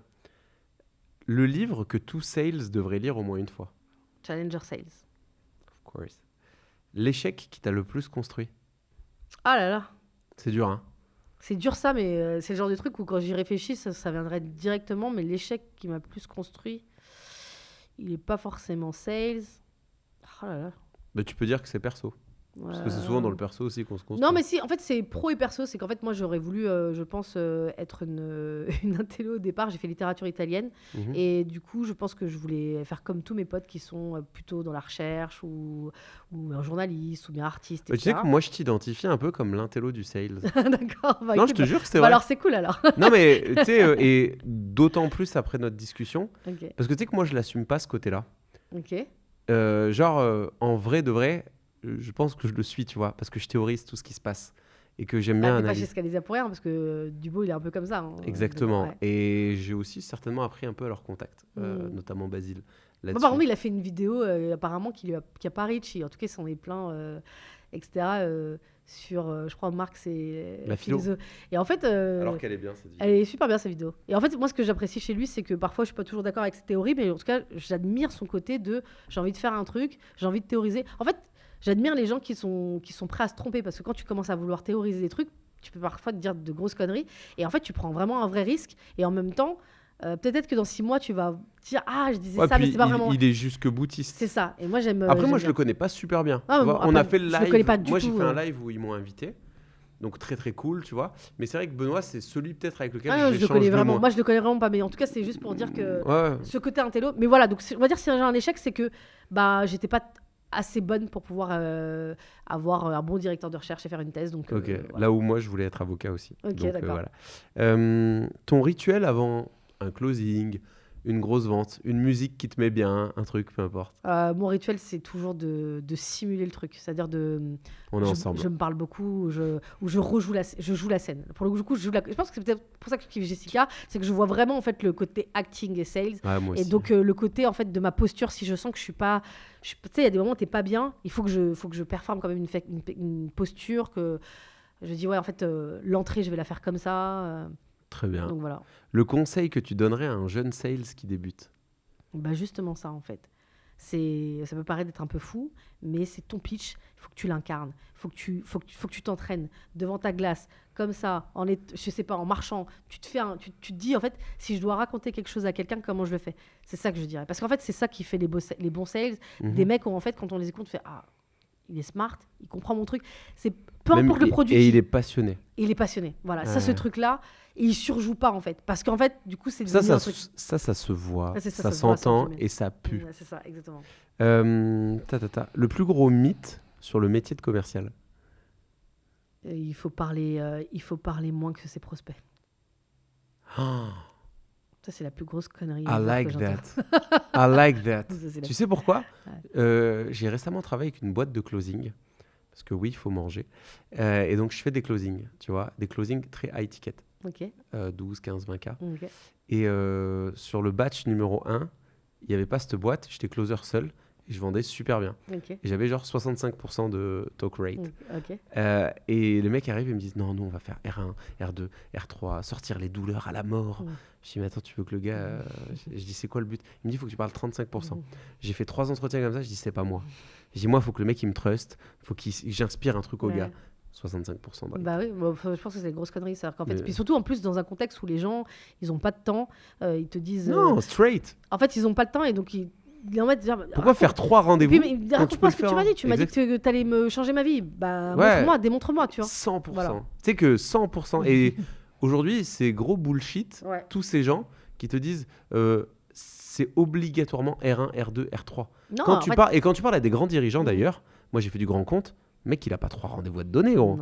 T'as 20 minutes, un quart d'heure entre l'ascenseur et le truc où tu vas. Et tu te débrouilles. Straight, tu vois. Un film ou une série qui t'a marqué dans ta vision du business, toi qui fais des reviews de cinéma? Moi, en fait, ça m'a marqué parce que ça m'a marqué l'année 2017, que je pense qu'elle a été une de mes meilleures années en sales. C'est Scandale. Pas Scandale, pardon. Non, c'est Suits. J'ai reçu 3 personnes aujourd'hui. Les 3 m'ont dit Suits. Franchement, en fait, je le regardais. Tu sais que c'est incroyable parce que moi, ma femme qui est moins vendeuse, tu vois, elle n'a pas ce truc-là. Elle aime pas trop Suits. Et donc, du coup, elle me dit, mais je comprends pas ce que tu kiffes là-dedans. Et ça me rassure de voir que vous 3, vous m'avez dit Suits. C'est trop. Harvey Specter, c'est trop. Harvey Specter et Jessica Pearson pour moi. Et moi, j'aime bien. Comment je peux oublier son nom? Le petit jeune. Mike Ross. Du coup, Mike en fait, Ross. J'avais un sales qu'on appelait Mike parce qu'il ressemblait à Mike Ross. Ah ouais? Et même parfois aujourd'hui, quand je parle Mike, les gens disent mais c'est qui Mike? Il s'appelle Alexandre. Et en fait, c'était la copie conforme de Mike Ross. Ok, parce que j'aime trop l'audace de Mike Ross et son intelligence. Et j'aime beaucoup comment il a un côté quand même humain. Et puis très empathique. Exactement. Que Harvey Specter n'a pas, mais qui admire en fait. Mais qu'en fait il a aussi, mais qui cache. Et tu sais, les pro bono. Non, mais pour moi, t'es sales, il faut que tu regardes Suits. Mais ouais, et puis en vrai, tu veux un cours accéléré? Fais ça. Ouais, je suis d'accord. Le moment où t'as failli tout lâcher? S'il y en a un. Si, il y en a un. Je pense que c'était au moment de ma boîte, on va dire la 5e année. Entre la 4e et 5e année. En fait, quand tu montes une boîte, tu as le côté un peu épiphanique parce que tu as tes associés, quand ça se passe bien. Il y a le côté un peu bande de potes, vous êtes en train de construire, vous avez des rêves, etc. Ensuite, tu as le moment où tu vois les premiers résultats, tu vends, tu commences à te faire un petit salaire qui est quand même agréable, à partir à faire tes premiers séminaires avec l'équipe dans des lieux sympas, etc. Donc, tu as une espèce de on va dire, d'euphorie. Ouais, d'euphorie. Et c'est, voilà. Et puis, il y a un moment donné, une boîte, ça devient sérieux. Et il y a le moment, en fait, c'est toujours sérieux. Mais ça s'appelle la structuration. Ça s'appelle la structuration. Et c'est ce moment-là où, en fait, j'ai failli tout lâcher parce que c'était plus drôle. C'était plus l'endroit où je m'amusais. Mais bah, tu vois, moi, je pense que d'avoir choisi le métier que je fais aujourd'hui, c'est parce que je fuis ces moments-là dans lesquels, en fait, une fois que j'avais installé ce que j'avais installé, je m'y retrouvais plus. Voilà. Moi, en même temps, je trouve que c'est important de savoir le faire. Mais bien sûr. en vrai, c'est pas le moment. Et j'ai joué à l'exercice, tu vois. Voilà, c'est bien de savoir que t'aimes pas ça. Ouais, mais dans la vie, il vaut mieux parfois savoir ce qu'on n'aime pas que ce qu'on aime. Exactement. Une citation que tu gardes en tête un peu quand ça va moins bien, un truc qui te motive. Ou une citation que t'aimes bien. Citation que j'aime. Je suis pas trop citation. T'es dev perso et tout ou pas trop? Pas du tout. Ah, c'est rigolo. Je déteste ça. Ah, c'est intéressant. Ah, je déteste ça. Donc ça me rend fou, en fait. Ah, le bullshit. Ça me rend dingue. Ça me rend taré. Et en vrai, pour le coup, quand j'entends, j'écoute beaucoup de trucs d'entrepreneuriat, il y a des moments où je leur dis, mais écoutez, les gars, rien que le truc, mais peut-être que c'est vrai, hein, mais le truc vie perso, vie pro, te protéger, écoutez, les gars, si tu veux monter un truc, il faut de l'intensité. Donc, en fait, tu peux pas te protéger comme ça, c'est impossible. Pareil, vous m'avez dit la même chose tous les trois aujourd'hui. Voilà, et tu peux pas avoir des résultats de fou, etc. Encore plus dans la période maintenant. Je suis désolée si tu as la partie sales, etc. Et puis tous les trucs de, je sais pas, moi je suis sportive, j'aime bien manger, voilà. Mais à un moment donné, par exemple, tu vois, aujourd'hui j'ai un style de vie qui est un peu plus où je voyage, etc. Bah ok, je monte pas, j'ai pas une boîte de zinzin, tu vois. Le jour où je montais une boîte de zinzin, bah en fait. Non mais même il faut mettre en fait. Et puis j'aime pas ce truc-là, tu vois, de vouloir en fait avoir ce truc où tu peux, soi-disant, tu peux tout réussir, tu peux être une excellente maman qui est très proche de ses enfants, etc. Et en même temps, un chef d'entreprise incroyable, billion compagnie, et puis en même temps un super ami. Enfin, tu vois, genre, parce que tu aurais de recettes qui réussiraient. Même la réalité, c'est que la journée n'a que 24 heures. Voilà. Et tu fais des choix. Et exactement. Et aujourd'hui, tu fais comme tu peux, surtout. Et faire la fameuse compagnie, entreprise à 1 million, à 1 milliard, c'est ça. N'est pas un choix de vie équilibré. Ouais. Et donc, un choix de vie pas équilibré nécessite du coup une vie pas équilibrée. Mais tu as été sportif aussi. Ouais, quand tu veux avoir un résultat... Mais même, vous croyez que les sportifs de haut niveau, ils sont en bonne santé? Non. Et puis après, d'ailleurs, en fait, quand ils arrêtent, ils prennent je sais pas combien de kilos. Attends, et c'est pas du sport santé. Il faut pas tout confondre. Ouais, tu sais que moi, je fais pas du sport aujourd'hui pour la perf, par exemple. Je fais du sport pour pas devenir fou. Ok, d'accord. C'est genre, je vais à la salle pour te décharger. Mais vider. Ouais. Et en fait, sinon, je deviendrais dingue. Parce que t'es seul, un mois, tu fais 15, le mois d'après, tu fais 4. Moi, c'est la plongée qui me fait ça. C'est le seul endroit qui peut me calmer. Incroyable. Ouais. Et tu fais ça, j'allais dire, de manière en fait, régulière. La plongée, j'essaie de faire de la plongée au maximum, mais c'est le seul endroit où je peux tout débrancher. Quand je suis à 20 mètres, etc., je débranche tout et je pense pas au travail, il n'y a rien. C'est la seule activité, génial. etc. Donc, ouais. Et tu disais, tu es sportif, c'est quoi un petit peu les sports que tu fais ou que tu En fait, j'ai fait plutôt. Là, aujourd'hui, je suis plus en mode beaucoup de marche et du vélo. Moi, je suis full step en ce moment, je marche. Moi, aujourd'hui, je marche beaucoup. Mais par contre, j'ai fait basket, j'ai fait t'as joué au boxe. Basket Ouais. Ah, moi aussi. Moi, je suis team basket, par contre. Ah, pas team foot, mais team basket de fou. Bah, moi, je fais les deux, mais j'ai joué au basket. Basket et boxe, j'ai fait aussi. Boxe française. Ça, regarde. J'ai 2 petits gants. Voilà. Donc voilà. Et en fait, j'ai toujours aimé le sport. Plus jeune, c'était l'athlé. Voilà, j'aime le sport. Laetitia Fall est une bagarre. Ouais, en fait, moi, je suis compétitive, donc le sport, c'est un endroit où je m'éclate, en fait. Tu vois. Et tu dégages énormément de bienveillance. Je vais finir là-dessus. L'aspect compétiteur, compétitrice, tout ça. Comment est-ce que tu le gères? Parce que je sais pas, dans ta vie, etc. Parce que moi, je vois, j'aime pas perdre, tu vois. Et du coup, ça fait de moi, des fois, quelqu'un de détestable. Tu sais, sur certains aspects. Après, j'ai grandi et voilà. Toi, est-ce que tu as ce côté-là que beaucoup de sales ont il y a des chiffres, il y a des scores. Et alors, je pense que ça passe bien parce que je suis une gamine là-dessus. Ah ouais? J'assume mon côté gamin. Ouais. Du coup, les gens, ils leur disent, écoutez, moi, je suis une gamine, je suis compétitive, je joue pour gagner. Je laisse gagner personne, je laisse même pas gagner un enfant. Ah, moi non plus. Moi, je suis dangereux, moi, sur des trucs comme ça. Et je le dis à l'enfant, je fais, mais quand tu vas gagner contre moi, ça sera une vraie victoire.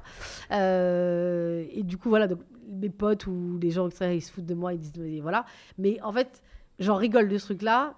Et en vrai, je me mets pas en colère quand je perds ou quand, voilà, tu vois. je suis quelqu'un qui va regarder en fait si j'ai pas été la meilleure là-dessus. C'est-à-dire que je vais pas être une obsession. Je suis très compétitrice, mais si je suis pas première, ça me rend pas malade. Ouais, je vois ce que tu veux dire. Voilà, par exemple, en ce moment, tu vois, j'apprends une langue qui est. Je parle beaucoup de langues, mais là, je parle une langue qui est super dure.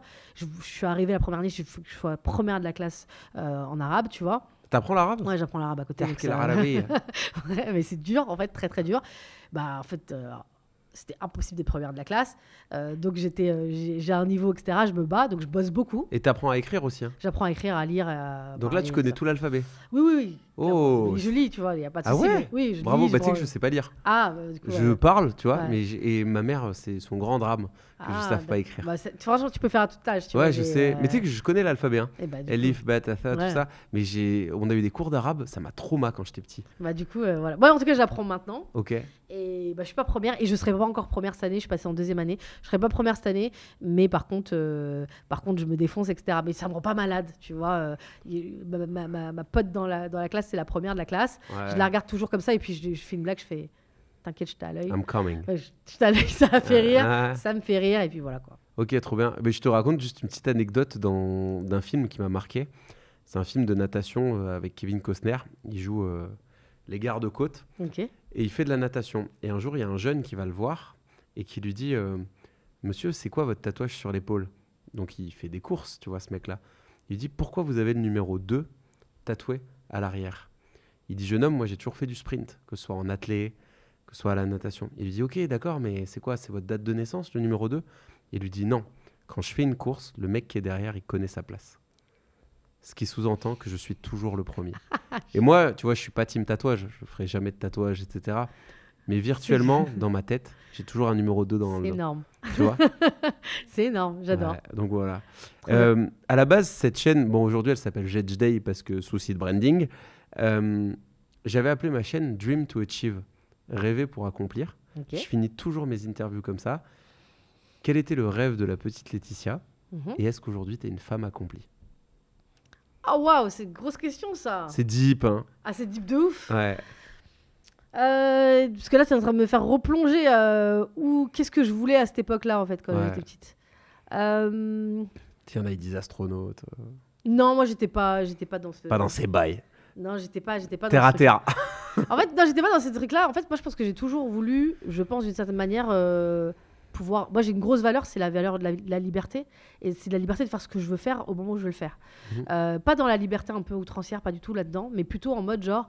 tu vois, je veux me barrer d'une boîte, je peux me barrer d'une boîte pour monter une boîte, je peux être solopreneur. Je fais ce que je veux. Je fais ce que je veux, en fait, et surtout de pouvoir accomplir ce que je veux. Tu vois, j'ai envie de faire un truc pour pouvoir le faire, c'est une grosse chance. Et je pense que quand j'étais petite, en fait, j'avais envie de toujours être à l'endroit où je voulais, quoi, où tu vois, m'accomplir d'une certaine manière. J'ai pas un souvenir précis de si je voulais être boulangère ou médecin, etc. Je me souviens juste d'un moment où je voulais être océanographe parce que je voyais Cousteau, mais tu vois, bon, je fais de la plongée. J'en suis loin, mais on va dire que voilà, vite fait. Je plonge. Je suis dans l'eau. Je suis dans l'eau. Voilà. Mais ouais, du coup, après, sur la partie accomplie, moi, encore une fois, je pense que ça va avec mon truc de développement personnel. Tu vois, je peux pas répondre à oui ou à non, tu vois. Il y a des aspects de ma vie où je suis accomplie, où je suis assez fière de moi. Et il y a des aspects que j'ai fail. Et en même temps, je me dis que moi, je crois, et c'est mon truc, c'est que je pense qu'il y a un destin, il y a des voies en fait que tu voulais. Tu le sais pas tout de suite pourquoi, mais c'était pas un bon endroit pour toi. Il fallait que tu réussisses pas ça pour arriver à un autre endroit et trouver peut-être un truc qui te plaît plus. Et donc, je suis plus en mode genre... Bah oui, voilà, tu vois, j'ai pas monté la boîte que j'aurais voulu monter, tu vois, dans mon rêve. Mais on sent que ça te... Mais en même temps, je sais que... Dans tes paroles, je sens que c'est pas un drame parce que t'as quand même fait un beau truc. Ouais.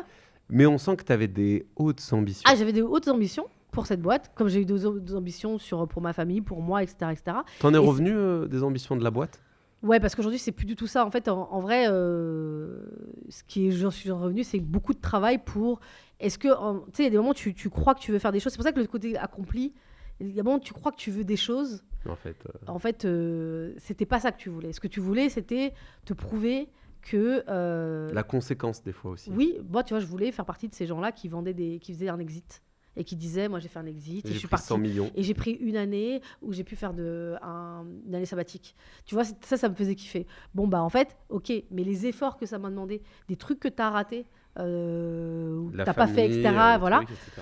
Bah, tu vois, voilà. Donc, j'ai accompli ce truc-là, c'est cool. Mais il y a des trucs que... Enfin, voilà. Donc, aujourd'hui, en tout cas, je suis à la place que je veux. Donc, je suis contente. Donc, tu es heureuse. Ouais, je suis contente. Super. On te souhaite le meilleur. Bah, merci. Et franchement, merci, c'était cool.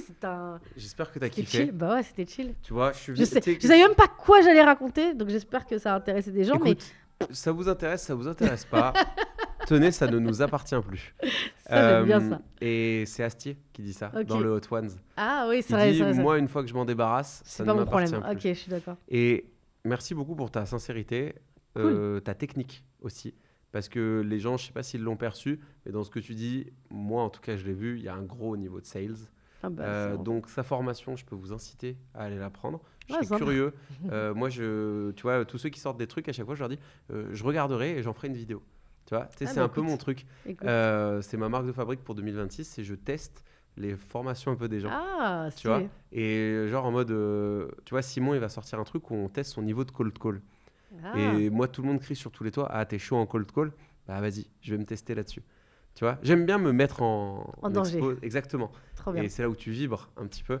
En tout cas, allez lui donner de la force sur tous ses réseaux sociaux. Merci beaucoup. Laetitia Fall sur YouTube, Laetitia Fall sur LinkedIn. Ouais. Insta ou pas? Non, j'ai supprimé, j'ai delete mon Insta. Ok, et TikTok non plus? Je veux pas ouvrir cette porte. Ah, je vais rester poli. Mais c'est le fin fond de l'humanité. C'est ça, je veux pas ouvrir cette porte. C'est une dinguerie cette appli. LinkedIn, YouTube.